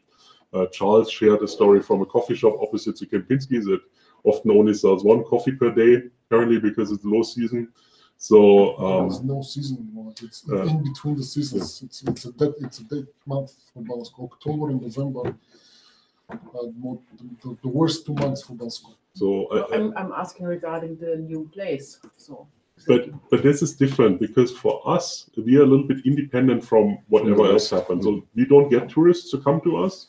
But also our people. I mean, I'm asking about the prices and the development of the real estate market. Yes. If you would miss something, if you wouldn't rent or buy this year. Maybe not. I mean, it's. Okay. I think there's a lot of capacity. We have an interesting opportunity, I would say, in a building called Bellevue Residence. I don't know if you know it. Of course. It has been bought it has been bought by a group of people recently, like in spring, and they have big plans for development, turning it into a shopping center type of thing. Because there's also a big pool, and the pool, like in most complexes, is not operational anyways. So they want to basically redevelop the whole pool area into shops. It's very close to the gondola. So, and the offer to us is, if you go there, my building is just next door. Which building? Mountain House with the bakery. Oh, okay. Oh, yeah. So the idea there is they have a very big lobby. It's really great. It's a massive lobby, and we would take a piece of the lobby, put a wall in there, like one maybe kind of gips carton, re-gips, drywall, and the other one a glass wall. It has a big window into a small courtyard, and I think it's big enough for about 16 to 20 comfortable work areas. It also has like a small fireplace inside, so it could be really cool. Unfortunately, they are still asking a little bit too much money for rent, but they already kind of said that they could maybe be interested to negotiate, also because they own other apartments in the building. And obviously, when we are there, people are more looking in this area than here.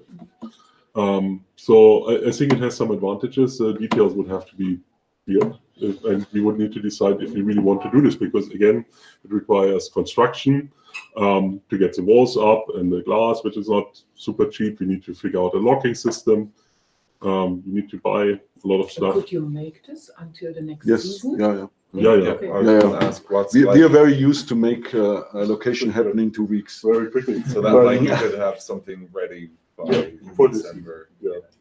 My advice though Once the decision would be made, that obviously. renting a place now is only very expensive compared to renting the same place In summer. 20th of April. I know.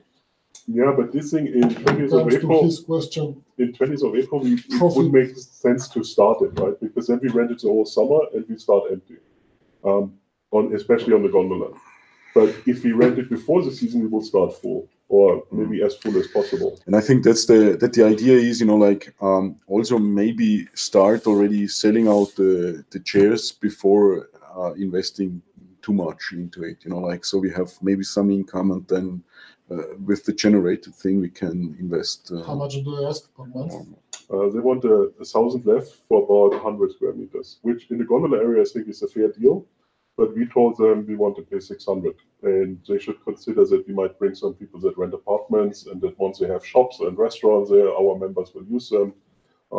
So we will see if we can make a deal. But I think for 600 we will probably do it. For 1,000, probably not so much, because if you think about this, and if you have 16 seats, which is a maximum income of about 3,000 something euros. Summarizing what I can hear, if they go with 600 euro, you have already a decision inside. Maybe. I mean, Less local currency. yeah, but also this is something that Uwe and I, we're not totally sure. I mean, maybe it's better because it probably takes about 15,000 left to get this location up and running. So maybe it's better to just, and we have this on the bank account, so maybe it's better to just take it out and we go on a cruise. Yeah. I mean, I go on a cruise anyways, but, right? And I think this would also be a co-op decision. So then you have the money in the bank account. Do we invest like before we have the problem, or do we wait the problem here to build and then do it after? It wouldn't be enough to go for a cruise for anyone, so invest. You mean for everyone? Yeah, for everyone. Yeah, but for the moment, it's for the two of us. So, When do they plan on having all of these shops and restaurants open in this development? I don't know if this is ever going to happen. Exactly. I mean, there's a lot of That's people another that have tons of ideas, and of course, this is also why they say, okay, but once we have the Apple shop here, this will be so much more valuable. But a lot of the people, and I mean, we had a few other of these real estate things. People here. Speaking on that location there, do you want to kill the competition, or do you want to get ahead of them? I mean, we don't have competition yet. That's what I mean. You want to get ahead of it, to Exactly. make it before the competition grows up there. You know what I mean? Yeah, Exactly. Rumors of somebody wanting to open a co-working space up in Gondola. With 2,000 square meters. I've heard this. Which is But what I 2,000 don't know square if meters. this is us, because I've heard this from a few sites, but also Uwe and I, we talked to all these real estate agents. So I have the feeling that the numbers that we communicate Probably we get up by created other this. people. Probably It's we actually created you guys, this. but it's somehow been inflated. Yes. Lovely recreated. Because this the structure, the house I showed in the beginning, like this. I talked to real estate people. Do we have something else to discuss today?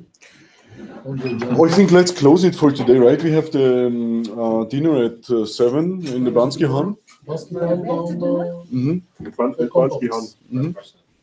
It's in the beginning of town. We will probably walk from here a little bit before. Yeah, thank you very much for being here. It was really... Okay, so before we totally stop it, for tomorrow, the idea is the first session tomorrow is to summarize, and maybe everyone can think a little bit about what did we actually discuss and what are the results that we can agree on, what are the results that maybe we should vote on, if this is what we want to do. So tomorrow we kind of wrap up this operations topic. Then tomorrow afternoon we will have EFTIN here. So I will switch the program between tomorrow and Sunday a little bit, update it on the website. And then the bigger discussion that we have left is about bylaws and how would this actually operate on a legal basis. Translate for me bylaws. The articles of incorporation for the co-op. Like so to say the contract. Internal rules. The contract, the internal rules. Okay, very good. Thank you. Super. Yes, the lawyer will tell us. Okay. I'll see you guys at Bansky Han. So we meet here at 7 or 15 minutes before if you want to walk, or at 7 at Bansky Han. Thanks, Julie, for helping with the thing.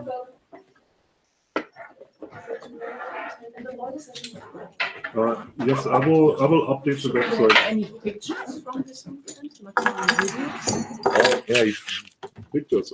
Philip took a picture. You took a picture. Can I put this? Can you send me this picture, Philip?